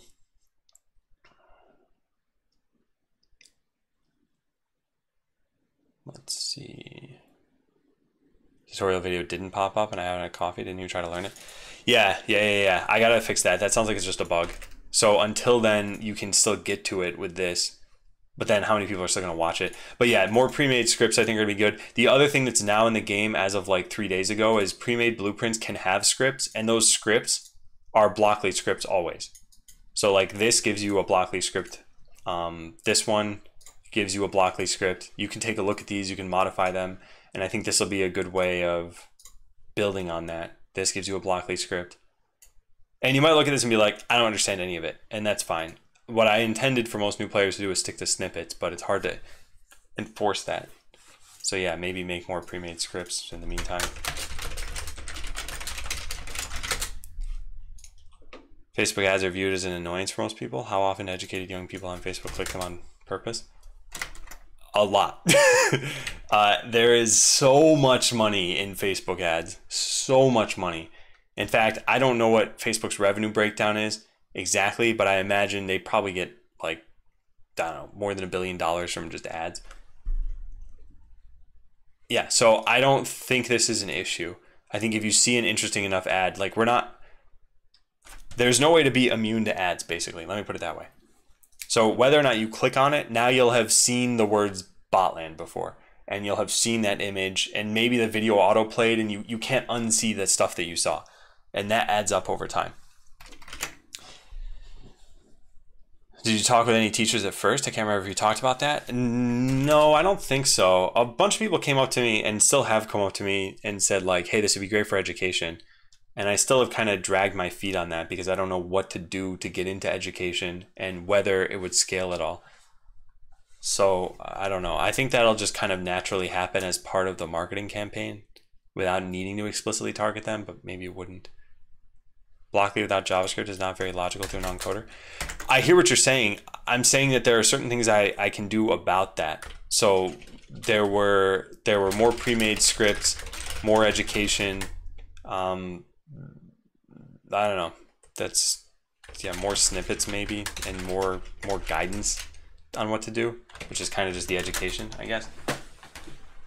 And other than that, that's the interface. I don't think it's feasible to make a new interface at this point. But yeah, it could be that people get into that and then they're like, oh, I don't know what to do, and they stop playing. But yeah, I can imagine that there wouldn't be too many people where that matters, I hope, given that games like Clash of Clans are successful where they have no scripting. So in Botland, you should just be able to avoid scripting if you want. And you'll get to a certain point in the game, and if you're still having fun, that's fine.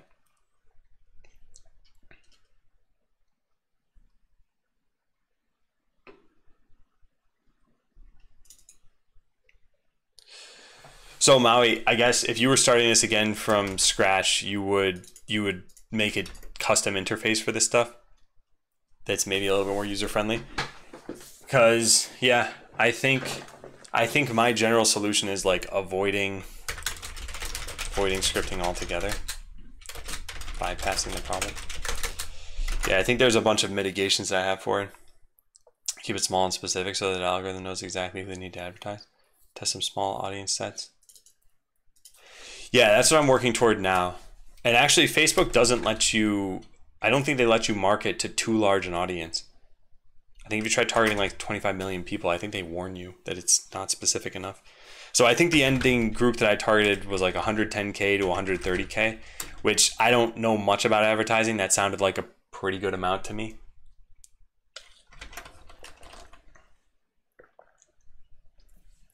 Just want to throw this in. I'm a programmer and I don't like Blockly because I find it hard to read, and I don't want to manually script because I don't want to learn the framework. Maybe I'm just lazy though. No, that's fair. I could see that. And I think things like IntelliSense will help with that. And we just don't have that in here. Kind of a difficult game dev question, but do you have a sense of how many hours or matches you want your player to spend before they feel like they've seen everything? Been playing Stellaris or Total War, I might do 3 playthroughs max, which is like 100 hours. This is tough because it's based on how much content is in the game at any given time. So I'd always planned that at launch we'll have attacking, defending, like 16 buyable hardware items or functional items, and I don't know what, 100 buyable cosmetics, and some other stuff that's kind of minor. And so how long would it take you to get through this? I would say, I don't know, like 5 hours maybe, but it's split over several relatively casual gaming sessions. And then if you add in scripting, maybe 7 hours. And then so after launch would be more game modes, more items, etc. And so each expansion or content block would be like plus 1 hour. So that if the game is successful in this form, that each time there's more content, that total time would rise.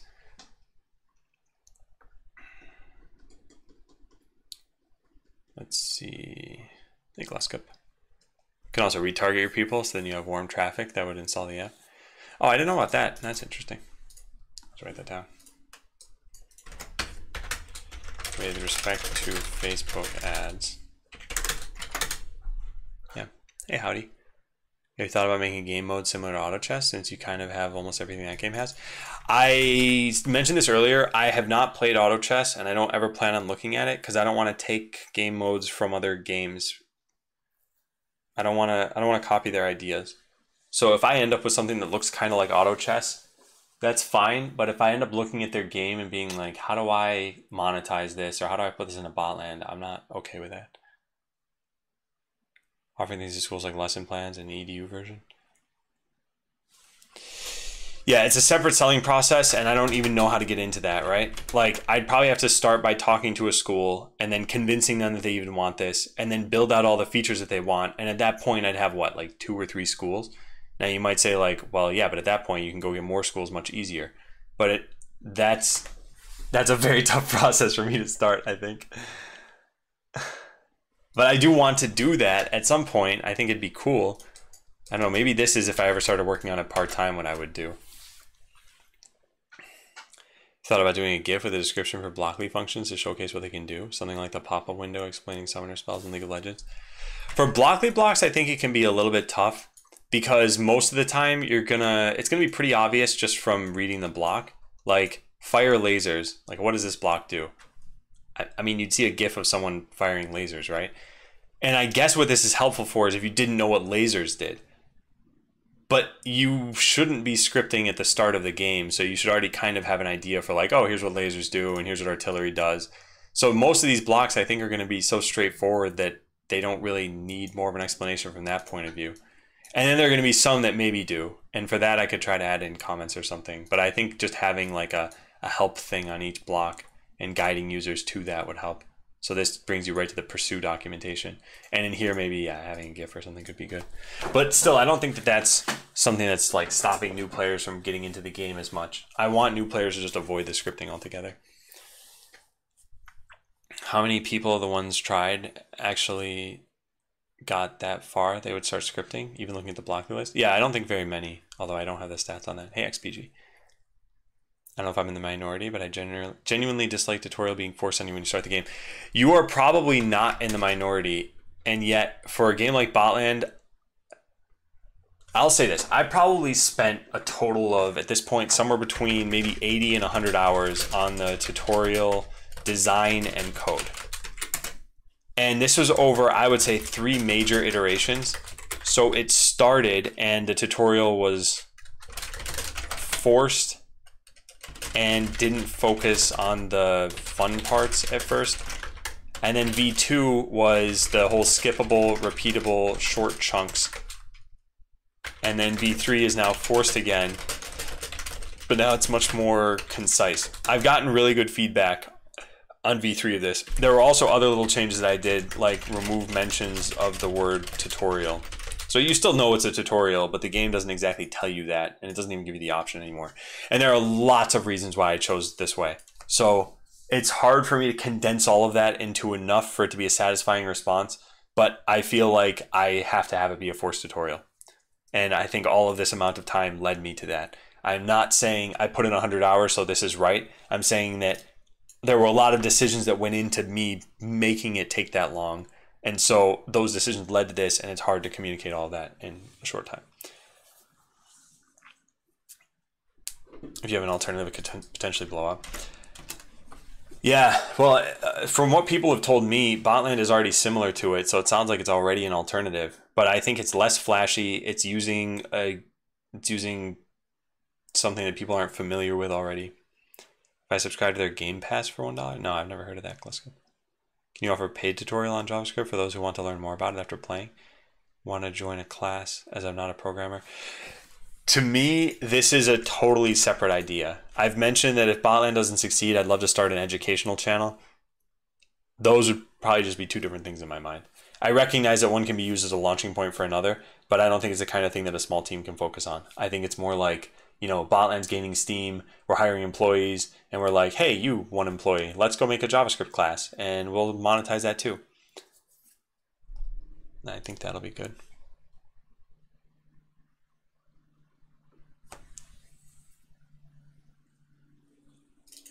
Also, Cymaster, I missed your message earlier when you said open other forms of monetization. You mentioned merch, Twitch, Patreon, crowdfunding.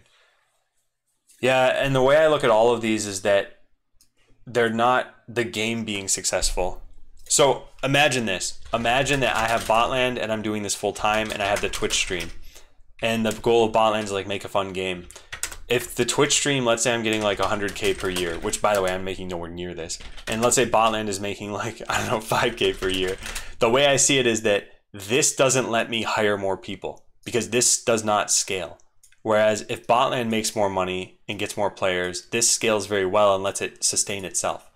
So this would let me continue to work on it on my own with like no external help if I got money through just the Twitch stream. But that's not a good long-term plan, I think. It buys me time, I agree. But I don't know if time is going to help. If I was given another 2 years on Botland, could I make it successful? Maybe not. I don't know. And this is the huge mental dilemma I'm having right now of like, what do I do? What am I doing? How do I get this to work? And that's why I think this stream has been really good for me so far. I've got some things I can do. I'm still talking about this stuff. See, I think making similar game modes to other games is way different from stealing their ideas. Game modes in general are pretty open space in my opinion. I think there are some things that transfer without me feeling bad. So something like Capture the Flag, this is not a game that a video game came up with, and it's not an idea that is unique really. But then there are game modes that are pretty unique. Auto chess, I don't know how it plays, but from what I understand, that's like a, I don't know, that's a pretty unique thing. And so I'd feel bad doing that. But I don't know what it contains and I don't really want to know right now. Much clearer path, sales and marketing. Does the game have a sandbox mode? Maybe you can make the attack and defense side both to test out what happens. It only has that for the defense side of things really. And even then it's not really what people expect. So there's this test mode here and you can put down whatever bots you want and you can actually put down even more than you should be able to put down and then kind of see how they work. And cool, then maybe make some changes and try out a different formation or something. And then there's full test mode, which is like a real game where you're playing on multiple phases. But this is all against your own defense. So the thing I'm missing would be a test mode for attackers to try out different defenses, which I'd like to add. That's one of the things on the list.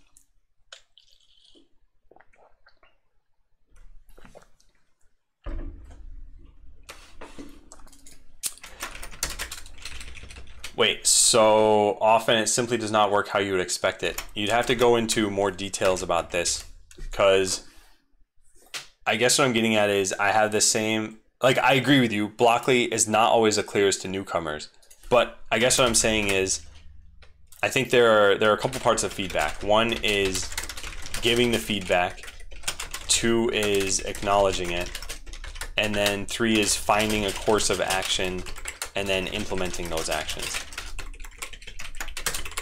So this part is done, this part is done. The course of action, I guess what I'm saying is what can be done about this? So one is like gut Blockly entirely, right? And replace it with something else. This is impossible at this point due to time constraints. At least I think it's impossible at this point. And all other ones are like mitigate the learning curve of Blockly. And this is where I was saying I have certain ideas around this, which are these.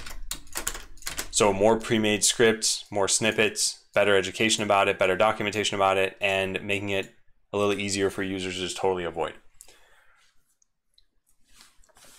So I guess what I'm getting at is I hear you, Maui, and I at no point do I not appreciate what you're saying, but I feel like you're still trying to convince me about that, like Blockly might not be the easiest. I agree, Blockly might not be the easiest, but now what do we do? And you don't necessarily need to come up with that. This is that whole, you don't need to be a chef to know the steak is bad. And you don't need to, as a patron of a restaurant, you don't need to tell the chef how to do it better. But that doesn't mean you can't gauge that it's bad. So I agree, it's not the most straightforward, and it's not your responsibility to necessarily come up with what needs to be done. But short of these mitigations, I don't really know what else I can do. And so, I don't know. That's my taking of the feedback, I guess. I think maybe just the terminators need to be explained a bit more, maybe. Yeah, and that's something that's done through that video, but it turns out that the video isn't automatically popping up, and it should. And then I guess people would have to watch the video too, which they might not. But at least they're not given the opportunity right now, and I think that's just a bug. I think that broke a while back. You may want to give your own bots and your enemy bots a fun description outside of just looking at the weapons. Premium bots could use a description of what they're good at and what they're weak to. Yeah, that's something I tried to do in a kind of simple way so far. Like a great all-around defensive bot. I wanted to let people know, like, hey, this is something you can use, you know, at close range or long range. Maybe I should flesh those out a little bit more, but I didn't want it to be like reading the back cover of a book, where it definitely tells you a lot about the book, but it also is like several paragraphs. So if I say great all-around defensive bot, like good in a situation where you blah, and bad in a situation where something else, then I'm adding a couple sentences to each of these things. Maybe I could flesh them out a little bit more. Maybe try that out. Now, one of the other things I realized is that this is a brand new feature, and I don't have usage stats on it too much yet. I think in the last week, there have been 6 unique accounts that have used pre-made blueprints, which in my opinion is very low, but who knows? Maybe that's all it's really needed. But the people who used it more than one time, almost always. So I think it's accomplishing its purpose for those people, and maybe it's a discoverability problem. Regardless, I will record this, and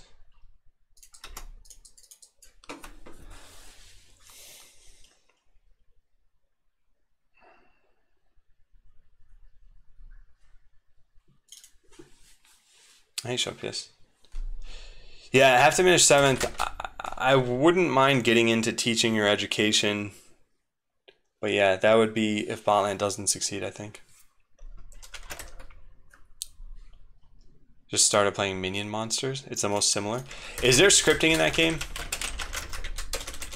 Because I think there are 2 parts that are kind of tough. One is a fully automated game for new users is just not the most straightforward, and 2 is the scripting aspect and understanding that. Just trying on Android and hit the wrong key during the tutorial, which brought up the app selector. It lost my login and progress on the tutorial. It was back at the start, which was annoying.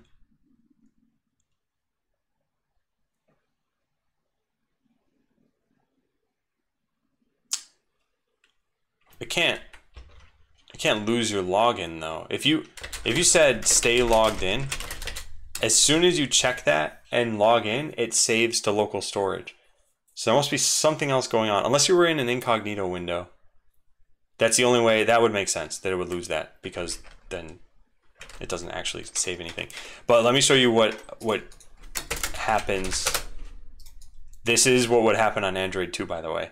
So if you sign up for a brand new account, you say like Testeroni 99.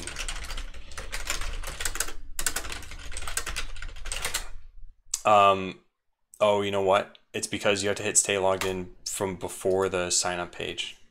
I gotta add that check mark there. Registration page.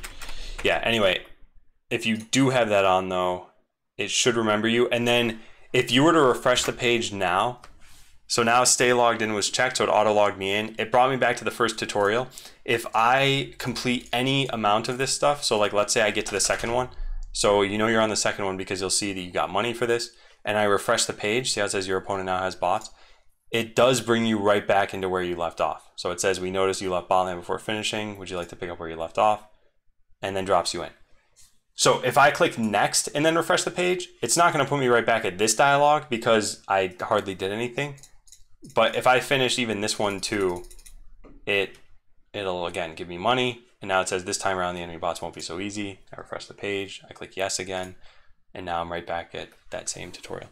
So you probably didn't complete the first tutorial, and I would say it's not a problem that it doesn't put you back into like step 2 of that, because the first tutorial takes like 20 seconds. Setting up a Steam store page sometime soon and Electron wrap your app. Wider audience, lack of educational programming as games.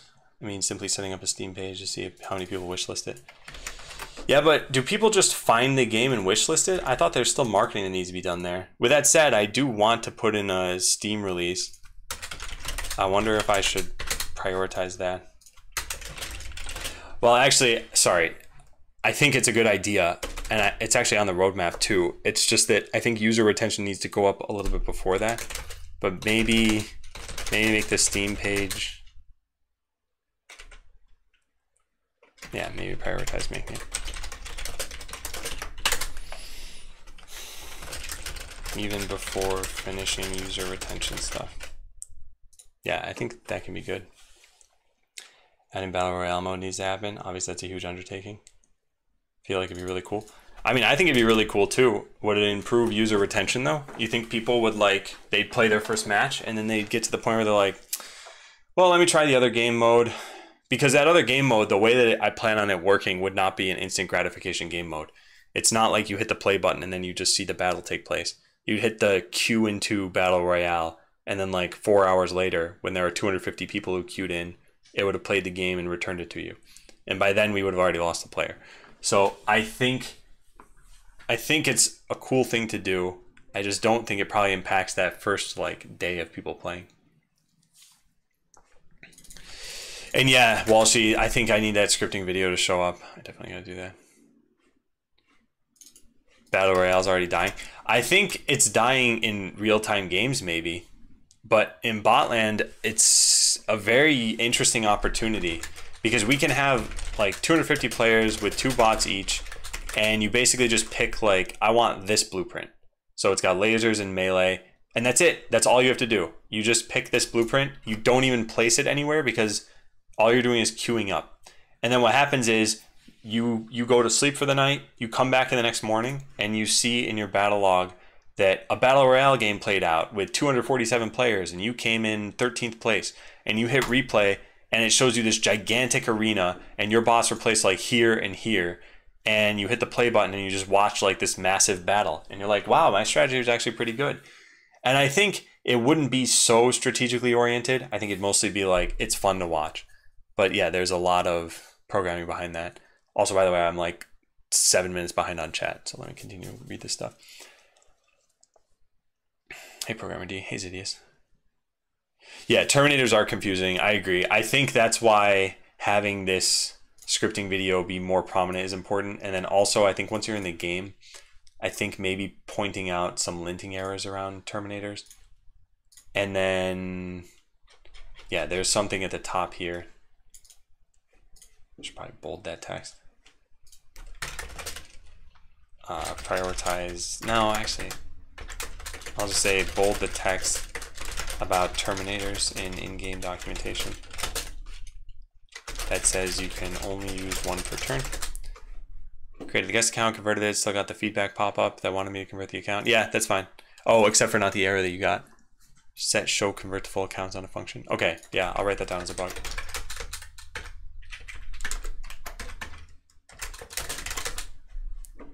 Cool.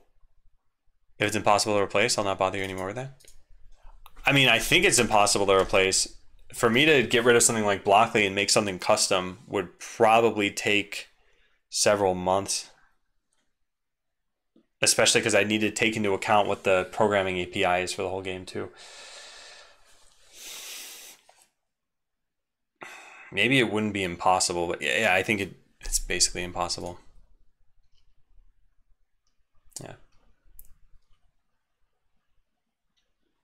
Let's see. If you're getting such good repeat usage, I'd make it more prominent and remove the number of clicks it takes to get to pre-made blueprints. Number of clicks it takes. So on desktop at least, here's what it looks like right now. Although the feature's not done for sure. So let's say you're in attack. The number of clicks it would be is just, it's not going away. Just click use pre-made blueprint and then click the bot and you're done. So it's really only 2. And on mobile, this would be minimized. So then it would be 3. But you already need this extra click to do anything on mobile. But yeah, there are other things that I want to polish with it and I haven't gotten to yet because this feature's brand new and I wasn't sure people would even like it. So things like having this button be beneath the other one, once you click it, there are certain things that could be done better. But I figured it was a good first step. How about you place an info icon that pops up a more detailed view where you had the short description? For what, Digital Blake? Lay down dudes on a board, they move toward the other guy's dudes and fight.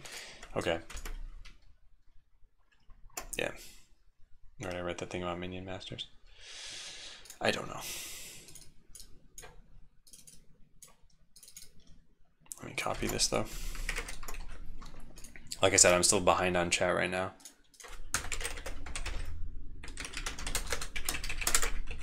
Okay. There we go. Hey, Alfred. I'm sorry to hear that. And hey, Insomniac. Good morning / evening to you too. And hey, Naz.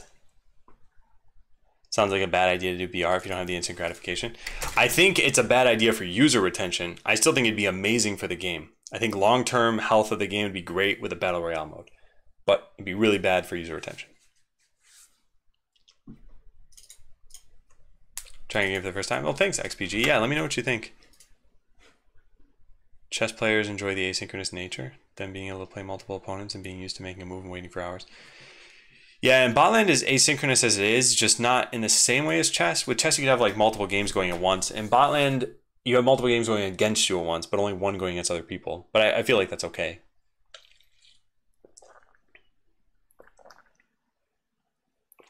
Often browse Steam's new games if I don't have anything to play. Rarely check anything else because I'm so used to games being on Steam. Okay, that's fair. Dynamic message when you add a second. Yeah. I think that's good. The reason I'm not adding it on this list for right now is because it is something that I have tracked, and I don't know if it's going to help with retention. I don't see most new players playing with Blockly scripts. Yeah. That's not to say I can't make it easier. I'm just not sure if it's worth doing over some of the other things that I have here. While having weekly battles throughout the week, extra reward, in which the user signs up with their build and then it fights, but they get a notification when the battle's over saying they might have placed. A bit passive ads. Yeah, so this is kind of what I'm talking about with the Battle Royale mode. The thing is, even with the Battle Royale mode, I don't think it improves user retention. Now you might say, wait, well, won't this notification pull them back into the game? But users have to opt into notifications. So they'd have to log in order to see it if they didn't opt into the notification. And if they're going to do that, then they already returned, and I guess they've been retained. Yeah. I assume this game is kind of for a techie audience. I'm surprised you don't have an optional interactive tutorial for using Blockly. The interactive tutorial for using Blockly I'd considered at one point, and it just turned out to be very, very difficult. So the interactive tutorials for everything else, where it's like, hey, let's point out different parts of the UI and, you know, hover over things. Hey, also, I never mention the leaderboards in this. Gotta add that to the to-do list.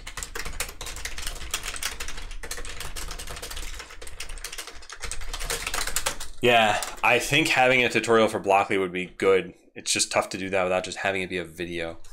That kind of sucks. Maybe I'll write it down. Maybe there's a way to get it to work. That's weird. User define. Oh, here it is. Try making an guided tutorial for Blockly to users to learn the very basics. I don't see this being easy. I probably have to make something totally custom for this, especially on mobile. And relearns. Thanks for probably resubbing. I'm scrolled so far up in chat I can't actually tell yet, but welcome back. Thank you. Error came and I clicked on convert now. Got it. Okay, I'll write this down. Thank you, Kinematics. Is there a way like a button that automatically places the same bots as last round? No, nor do I want something like that. I don't understand why you're even reconsidering Blockly. It's one of the best options out there. I'm not really reconsidering Blockly. I was responding to what Maui was saying about how Blockly is not that easy for newcomers. And I agree. I think a custom solution for a game would probably be easier for newcomers. But given that it's the same, it's got parity with the JavaScript, or it should have parity at least, interface, I don't know what else I could do exactly. But I'm not honestly giving a whole lot of thought to like, should I recreate Blockly? If anything, what I just wrote about the tutorial thing, which I guess you couldn't be responding to because that was 6 minutes ago, never mind. It could be 0 if you roll the pre-mades into the main list and make it collapse. Oh, I see what you're saying. I mean, yeah, that's doable. Yeah, I should write that down as future pre-made stuff.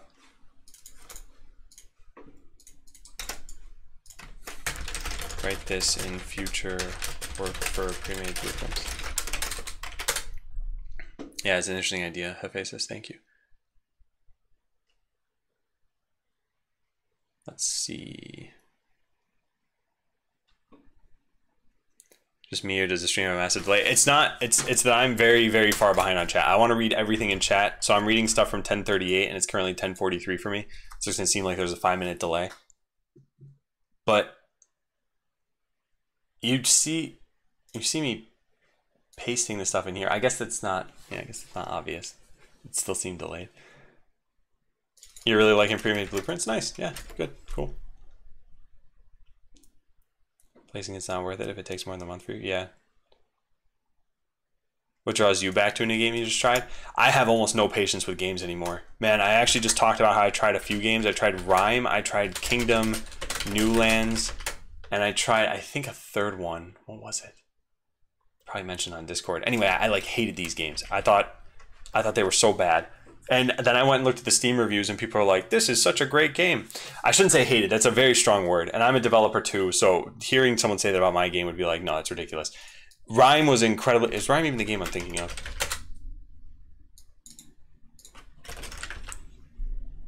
Yeah.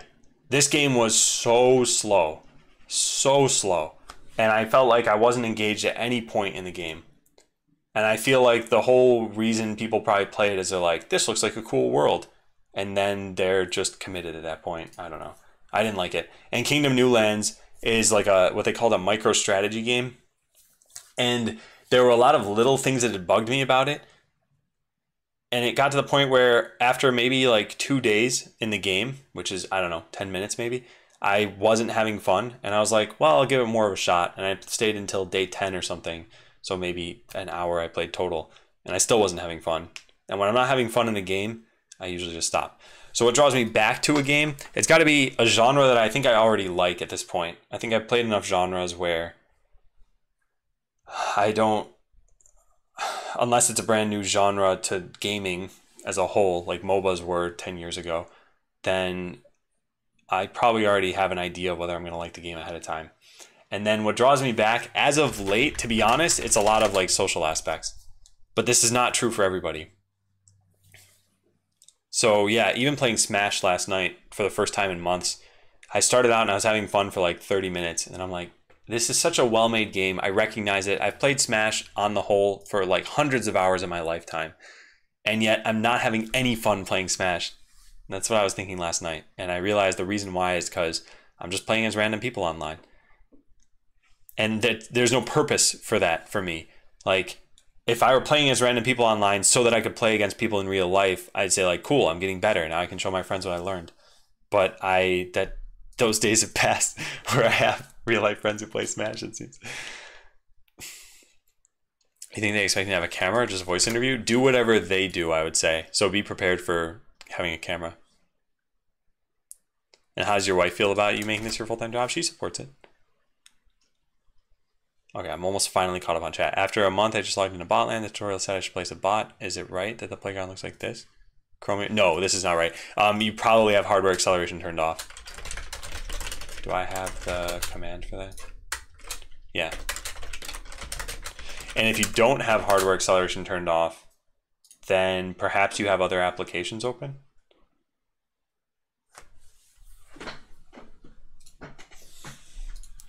No, I had fun playing with you, Leftis, but I think that's different because I've talked to you enough now where it is more about the social aspect. Like, I don't think either one of us was in super competitive mode or anything, and, you know, it's like we're mostly hanging out and Smash is there. And that, I think, is more what I expect about games nowadays, is that I'm enjoying them with friends rather than, like, playing the game super hardcore. Even games that I'm excited about, I realize this is true for all the games I'm excited about. And here are the games I'm pretty much excited about. The FF7 Remake, Breath of the Wild 2, Animal Crossing, Link's Awakening re-release or whatever it is. The WoW Classic, actually. These 4 games are... No, actually, this isn't entirely true. Breath of the Wild, I'm actually interested just for me. I like that game a lot. But then these are games that I want to share with my wife. And then this is a game I want to share with my friends. And this game, my wife also liked watching Breath of the Wild 1, but I am actually just naturally interested in this. But there's a commonality between the other ones I'm actually hyped about, and that's that I have someone to share them with. this was never the case for me before like 10 years ago, I think. Or if it was not as obvious to me. There were games that I would play where I didn't share them with anybody else, and I still loved them. And so there are games like, you know, Super Mario RPG and all the Zelda games that I played and Super Mario 64 and like, I don't know, these were fine for me to just sit around totally in isolation and play them from start to finish and be like, that was amazing. And now I think my goals as a gamer have changed to the point where I'm like, this doesn't do anything for my life. I recognize everyone needs entertainment, but it's hard for me to not feel guilt when I'm just wasting time playing a game for hours on end. Whereas as a kid, I did not feel that way. So now I want them to meet some other goal as well.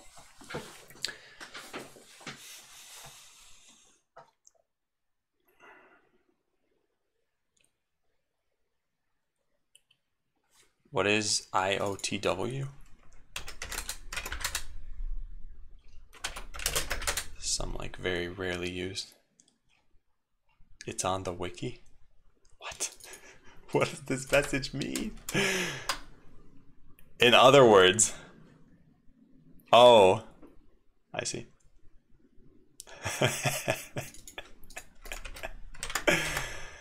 That wasn't super competitive. Did I read into Path of Exile? So I loved Diablo 2. Diablo 2, I probably spent, I don't know, like 50 days worth of playtime. I'm just estimating. I don't know. It was a lot. It was definitely a lot. Like I could probably tell you what item dropped based on what sound of the item it was. And then I played Path of Exile, and I've tried it over the years 3 times, I think, for maybe a total of 5 hours, and I do not like the game at all. Like, at all. And so then I tried Diablo 3, and I realized it was the exact same thing. I do not like this game at all. I played it from start to finish, and I liked that because it was leveling up and it was fun. Then I got to, I think, 60 is the max level or something, and I was like, all right, the fun level just dropped off immediately. And so now, again, what's the difference? Well, if we look back at this, when I played old games, when I played Diablo 2, it was like, that's it. That's all I needed. I needed just a game. But now I felt like with Path of Exile, I never had anyone to play with. Diablo 3, never had anyone to play with. And the Switch is, by the way, just brutal for this. It's such a good console. And yet, Diablo 3, I've said this before, but I had someone join my game, and there was literally no way to communicate with them. There's no pre-made messages. There's no on-screen keyboard. There was nothing I could have done to be like, hey, it was fun playing with you.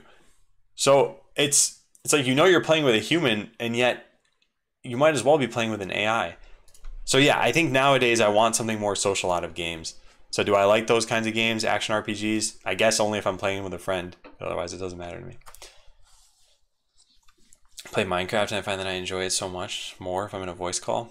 Yeah, the way I always looked at World of Warcraft is, back in the day, I was using AOL Instant Messenger, which we called AIM, and I always called WoW AIM with a game in the background.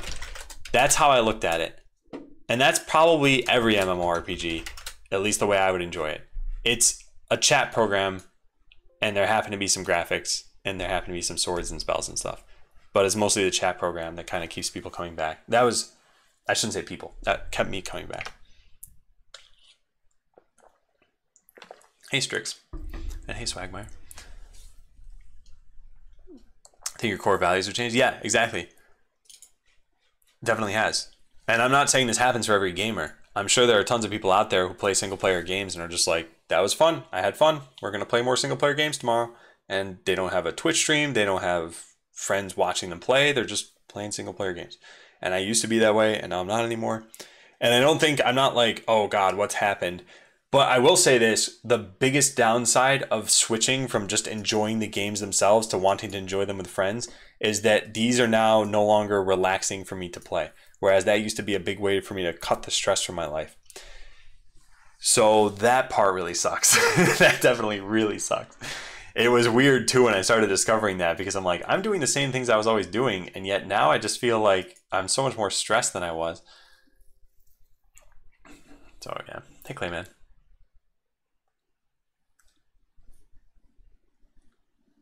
Oh, weird. Okay, yeah, Maui, yeah. Nice. I'm glad it was figured out at least. Where can I see how long I played Botland for already? I don't even have that information.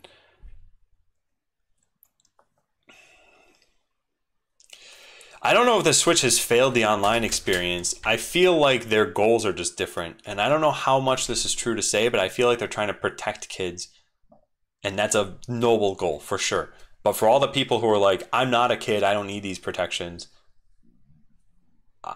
Yeah, then that's where they kind of dropped the ball. But if their main goal was like protect kids and kids could just have access to that whole I'm not a kid feature, then they wouldn't have protected them anymore.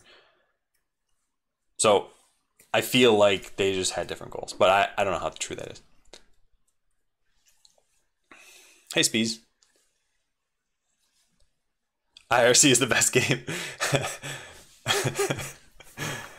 Hey, Missing Hal.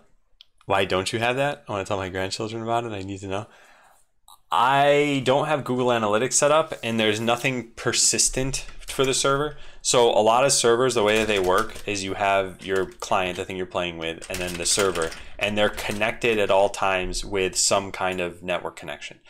And so for every second that this connection is open, you can just add that to your total play time. The way that Botland works is anytime the client needs something, it asks the server. And so anytime the server needs to tell the client something, it actually cannot do that. The client has to ask, hey, is there anything you have for me? Is there anything you have for me? And so I can kind of use that as a way to gauge that you're online in like these 45-second chunks, and I just don't do that. So yeah, I don't have that information. And Google Analytics would help with that too, I think, but I don't have that set up either. After what happened in Japan with Splatoon? I don't know about this, but it sounds like it's about to be very grim. It's a lot of gaming is for me now. If I'm not playing with friends or streaming, I'm not really enjoying the game or relaxing. Yeah, I think for me, I've tried streaming games before, and I very rarely find that process fun either. I think I need to be in kind of a pressure-free environment just playing with friends. And that's not to say that I don't feel like you guys are friendly presences, but it's hard to say that you're friends exactly. And that's very weird to say as a streamer because a lot of streamers are overly effusive and are like, hey friends, let's do this today. And I'm so glad to have you around and you're all the best. And it's like, I really appreciate your presence for sure. But there's a big difference, and this is one of the key parts of parasocial relationships, especially in times of streamers, is that there's this hollowness you feel when you look at something simulated and expect it to be the real thing. So anyway, I think that's why I don't think of games on stream as relaxing. Yeah. With something like WebSockets, I could do it speeds. I had a WebSocket framework originally, and then I got rid of it because I'd have to pay for it as the game scaled out. I thought like I shouldn't do that. It's turning dark really fast. No, I don't mean that in a dark way. Oh, or you mean you mean what Sidemaster's saying? Yeah, man. That is rough, Sidemaster. Yeah.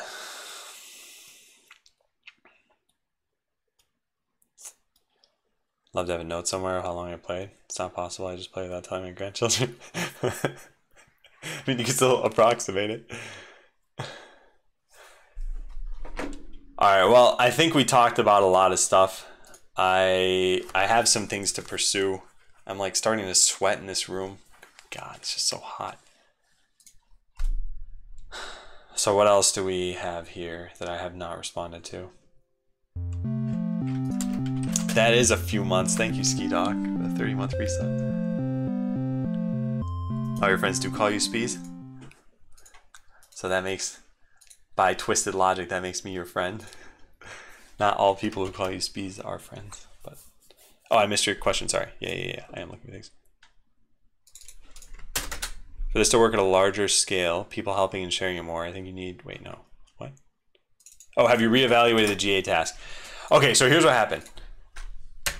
Yesterday, I streamed in the morning, I deployed in the afternoon, and then I fretted for the rest of the day. So I've been feeling very overwhelmed lately, and I don't think it's due to like lack of vacation or anything. I think it's due to what we had a conversation about today with all of this. Just getting feedback and knowing that I'm on the right track. And it's very hard to stay on that track without positive feedback. And I don't mean positive feedback from chat, like, hey, Adam, you're doing a great job, hang in there. Those sorts of things are appreciated, and that helps for sure. But what I mean is positive feedback from this basically. So like if I look at, hey, how many people played in the last day? Is this number rising? Are the number of accounts per week going up? I need that kind of positive feedback, I feel, in order for me to be like, yeah, this is still worth working on. Yeah, so part of the reason I mentioned yesterday is because I think I wrote it on my notes yesterday that I should look at Google Analytics again, and I just haven't. But yeah, I recognize that it's a very high priority. Unfortunately, I feel like a lot of things are very high priority right now. I've also been wondering, is the stream helpful for me lately? And I feel like the stream is helping me get some coding work done. But then I feel like my stream stamina has fallen so much. Anyway, not in a great position right now, and I'm hoping things get better. And every time this has happened in the past, things have gotten better. So I feel like it's a lot of just mental fortitude and pushing forward. I think I looked at all of these things, right? Yeah. Which one thing will make all other ones easier or unnecessary? To be honest, I think at this point, what would make everything easier is other people. So if I somehow hired a marketing expert or hired a CEO or something, I don't know, someone else, I think that would probably help. I also don't think that's really feasible at this point. So what would make all the other things easier? I guess it's reducing mental stress. I don't think that I've had a problem working all these years. And I think it's only when my stress level gets too high that it becomes harder. You might be asking what of these things would make everything easier. But yeah, these couple of things. Actually, you know what? Honestly, hiring other people is just a way of me reducing my mental stress. But then I suppose there are other ways too. I'm not sure though. That's funny, Steve. Wouldn't the numbers go up a lot faster if you advertise? Yeah, but I don't know if that's cheating. So let's say I was only measuring new accounts per week. Advertising is guaranteed to increase that, like without a doubt from what I've seen. But what I'm trying to measure is user retention. And user retention is how many people return and how long do they stay. So funneling advertising money into this will not probably change the percentage of users that stick around. So I don't think it's needed from that perspective. However, advertising is needed for verification, which is how do I know that my user retention is actually increased? Without pulling in new users, I can't test that the new users are staying. So that's where I stand. Do you meditate? Not anymore, I should say. Yeah. Excuse me. I wonder if I should get back into that. Like yesterday, man, I was just like angry yesterday. I was walking back from the gym and I thought, I'm going to try to walk the rest of this stretch without thinking about the past. I can think about whatever else I want that's in the present. Like, how does that tree look? Or why is it so hot outside? Those things are fine. And I had to keep snapping myself back to be in the present, be in the present. And that's what meditation is, I feel, especially for beginners. But yeah, I shouldn't be in that state, I guess. Need to retain people to make advertising worthwhile. Yeah. That's what I think. So the advertising is important for verifying retention. And then once you have an acceptable retention level, it's needed to pull in those new accounts. So it's still always going to be needed. I'm just going to try to be careful about how I do this. Maybe I'll spend like $80 a week on advertising to try to verify some of this stuff. Hey, Tulsi. Yeah, hey, Flying Potato. How's that tree look? Actually, you know what? At one point on my walk, I saw a guy sitting at the side of the road on his phone. I don't know, he was on a smoke break or something. And I thought, should I just be like, hey, dude, you want to play Botland? But then I remembered what the stream said. No, Adam, that's too aggressive. So I didn't. But yeah. Prioritize meditation. Doesn't actually help with getting a lot of or reducing anger or stress. Just trying that out there. Can you link to those studies, Goon? Because I find that hard to believe. Yeah, basic statistics, like what percentage of people return after 1 month. Let me show you something that I have. This might be a little bit tough to show on stream. Let me see. I got to be pretty careful with this. So I'm going to just take screenshots off screen and show you guys only stuff that I kind of vetted to be good. But first I need to boot up this instance. So give me a sec. Yeah, I'd like to hear about that with meditation. Now, there's a funny thing about the placebo effect, which is that you can even know that something is a placebo. Like, let's say you have a sickness and you get medicine and you're told, nah, this is just a sugar pill. You can still actually get the positive effects as though it was helpful medicine, knowing that it's a placebo. So I wonder how much of that is present with meditation. Like, even if you knew meditation was, let's say, a sham, let's say you could prove it, but you still think it can help you, it might still help you. But I'm guessing if there were studies that show this, that they would have taken that sort of thing into account too.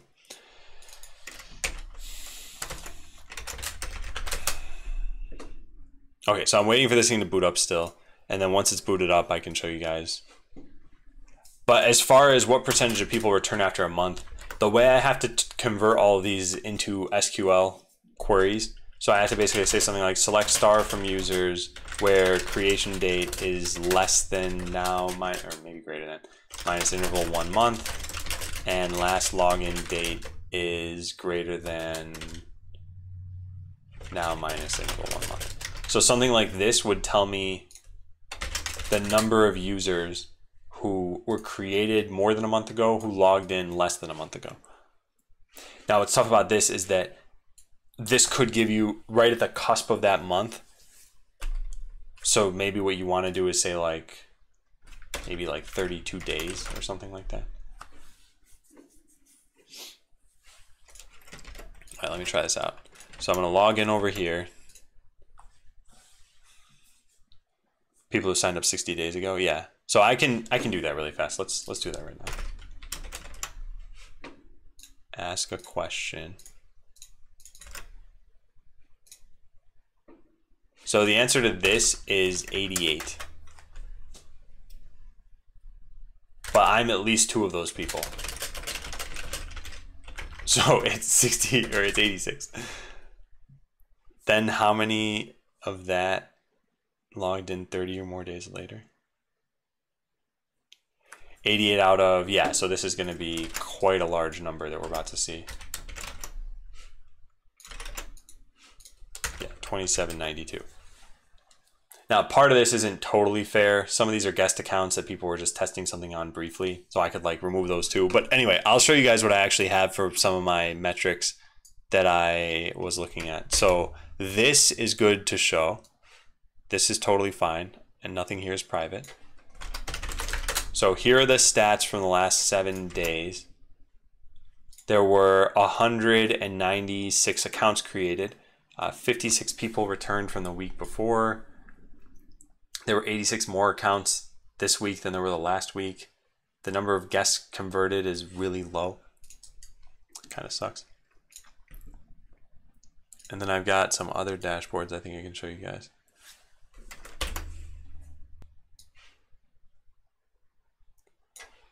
So again, nothing private here.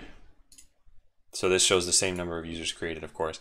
And then this tracks users who were created more than a day ago who logged in the last day, users who were created more than a week ago who logged in the last week, 2 weeks ago logged in the last 2 weeks, and more than a month ago who logged in the last month. So my goal was to get this number to 500. And I think that's like a healthy baseline for that game.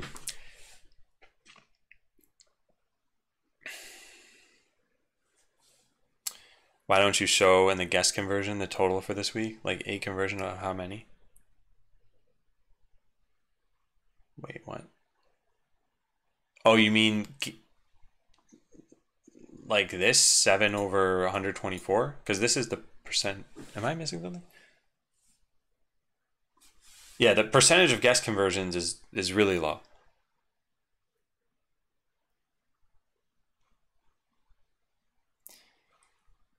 Well, oh, it's in another screen. I see what you're saying. No, it's actually, I think in the same screen, right? Yeah, 5.6% is here too. Yeah, this is the percentage of guests converted, and then this is these are what those numbers actually worked out to be. Yeah. I see. I got it. Okay. Sorry, I misunderstood it first.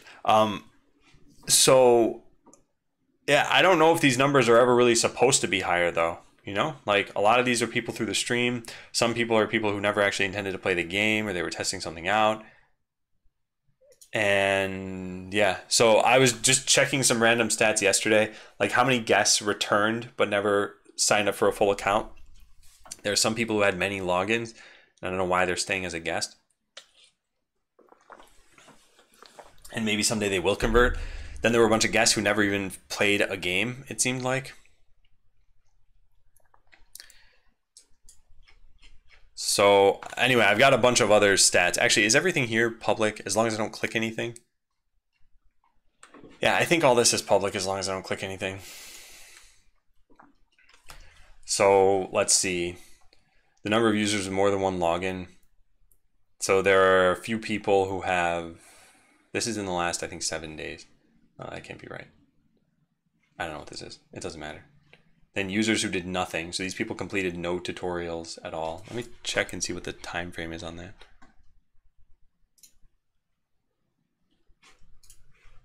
This is in the last 30 days. Okay, so in the last 7 days, how many users did nothing? I can't even read it because it's off the screen. That sucks. 27, 36. 36 people apparently didn't even complete the first tutorial. So it's like, I don't know how that's possible. And I don't know how to interpret those stats necessarily. Here's what it means by doing nothing. You make an account however you want, and then you get to this screen right here. So you have to click next, and then click this, and then place the bots in the arena, and then hit the start button. At that point, once this thing is dead, you are no longer considered to have done nothing. So there are 36 people in the last 7 days who didn't even do that. So it's like, if I don't know what that means. I think they're just signing up for an account, and then they're like, oh, okay, now I'm bailing out.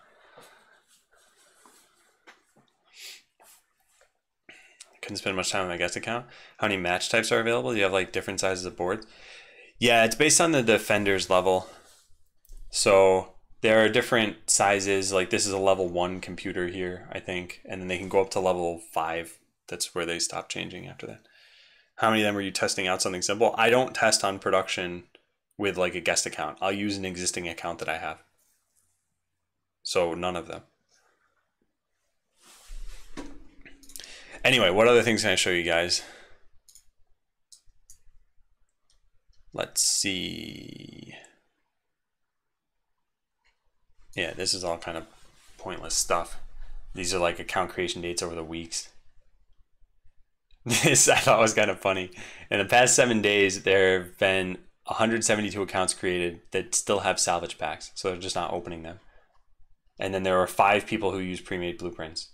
Like that's not a lot, I would say, considering there were 200 accounts. So we have a 2.5% usage rate of that feature. And the number of people who logged in who also configured their avatar. I know, that stuff's kind of pointless.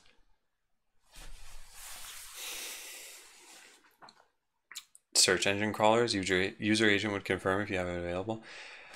Rushed, they would have to have signed up for an account though. Like search engine crawlers can do that? And like agree to the EULA? I don't think that'd be common. Couldn't see that size would go up. That's another thing a single player could demonstrate.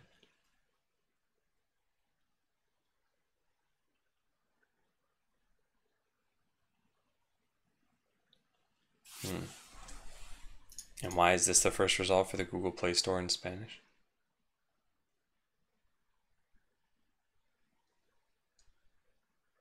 What?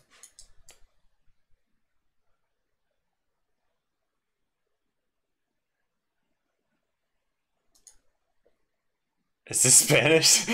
Why can I understand it? Oh, the Google Play Store. Oh, I see. I don't actually know. Yeah, I don't know. That's weird. It must be because people are clicking that one, so it just got ranked higher. What's worth, I can tell you why people logged into guests but didn't play a game because I'm one of them. Got a little overwhelmed, saw 3 robots, realized I couldn't just kick off a run. Ran out of time, so gave up. Only 5 minutes, but I could see it would take more time than I had. Wait. So when was this? Like months ago, weeks ago, or days ago, even if you don't know the exact time? That's the first question. And the second question is, did you go through the tutorial?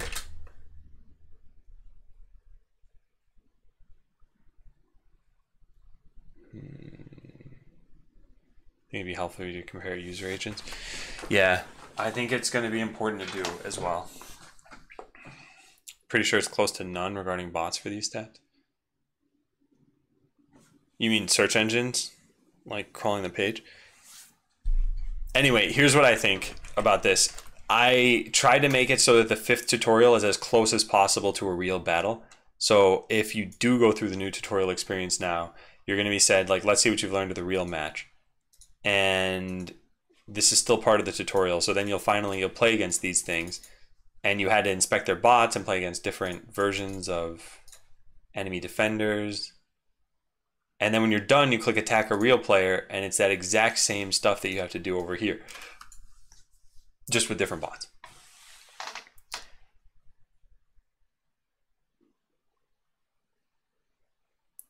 Yeah.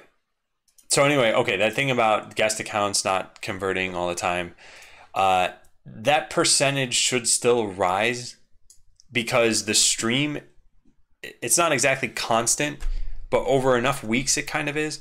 So like, let's say I always have 200 accounts per week just through streaming, and my guest conversion ratio was like 5% conversion. As I advertise to people who are outside of the stream, this conversion number should only go up because it shouldn't be people who are just like randomly testing. They're people who got advertised to and are like, oh, this sounds like a good game. Oh, it was probably an hour ago. Okay. I didn't even think of that. So then, yeah, did you go through the tutorial? And by the way, thank you for telling me this, Zombie. Let me write this down too.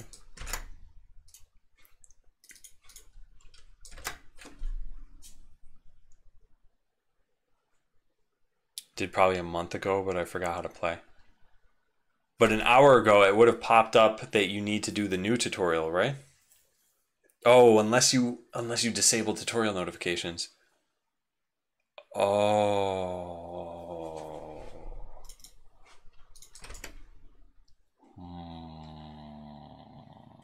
I can actually just look at your account now that I think about it. What's your account name?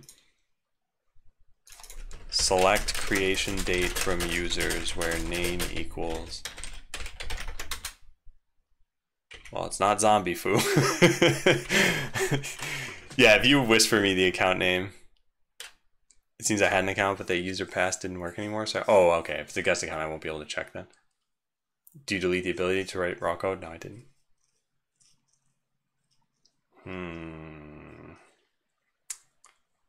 Okay, well anyway, if it was about a month ago, I probably didn't have the new tutorial in.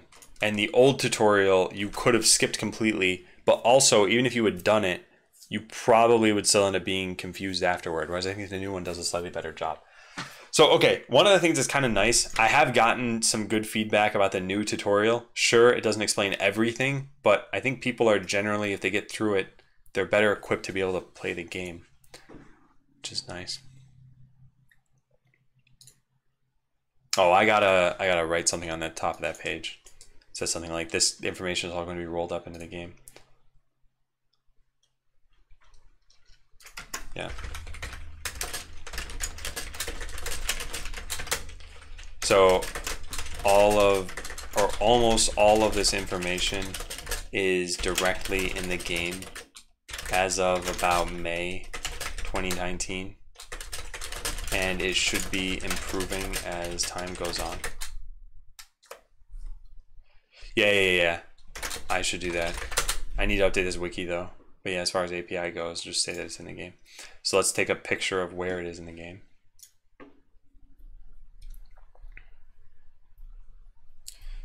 May want to put advanced features in an in-game encyclopedia.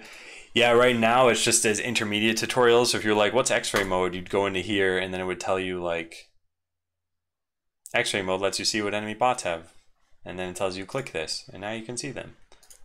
And so I think that's like a decent way. But yeah, eventually in-game documentation will probably have a lot of that. All right, so let's say this. Just take a picture here.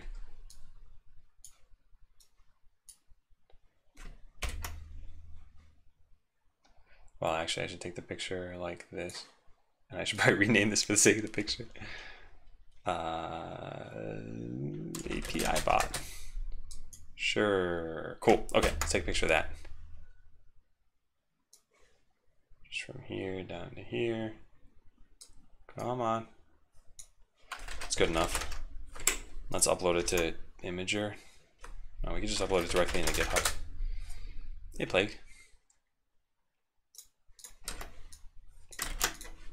Okay.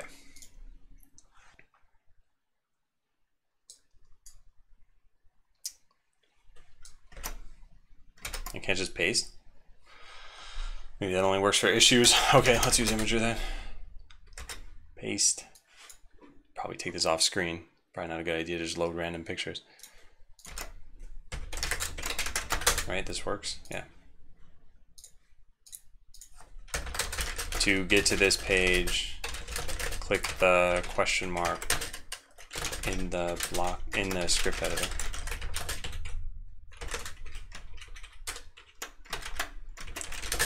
There. Okay, so that's good.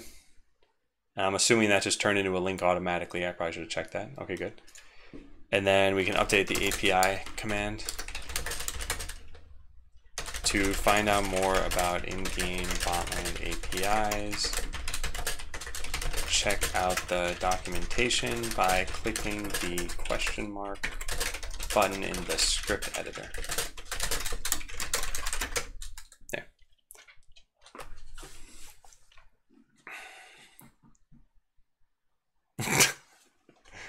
That's good, Walter. My knowledge is ever expanding. Maybe wrap that into a details block like the changelog so it's clear it's outdated. Oh yeah, you're right.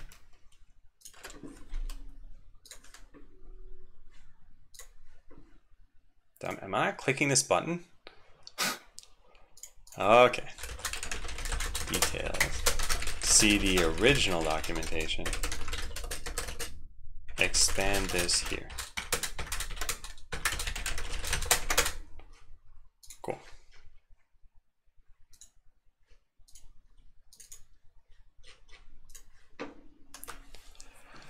Okay. Well, I feel pretty good.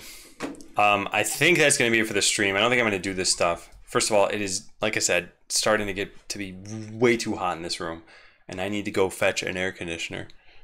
I'm going to go haul that up from downstairs. But thank you guys. Thank you everyone who participated today. This is the kind of thing that I think is probably going to be needed at least one more time as I continue to work on this stuff. Yeah, so bear with me. But on Friday, when I stream next, I think we'll be doing coding for something. Probably some of this stuff. So like I said, thank you guys for watching. Let's see if anyone's streaming Botland.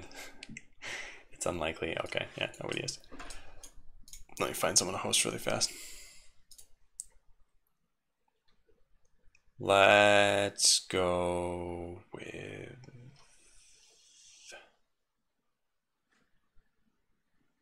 Let's go with this person. Yeah. Okay, cool. Yep, I'll see you guys over in Friday's stream. And yeah, thanks again. Take care, guys.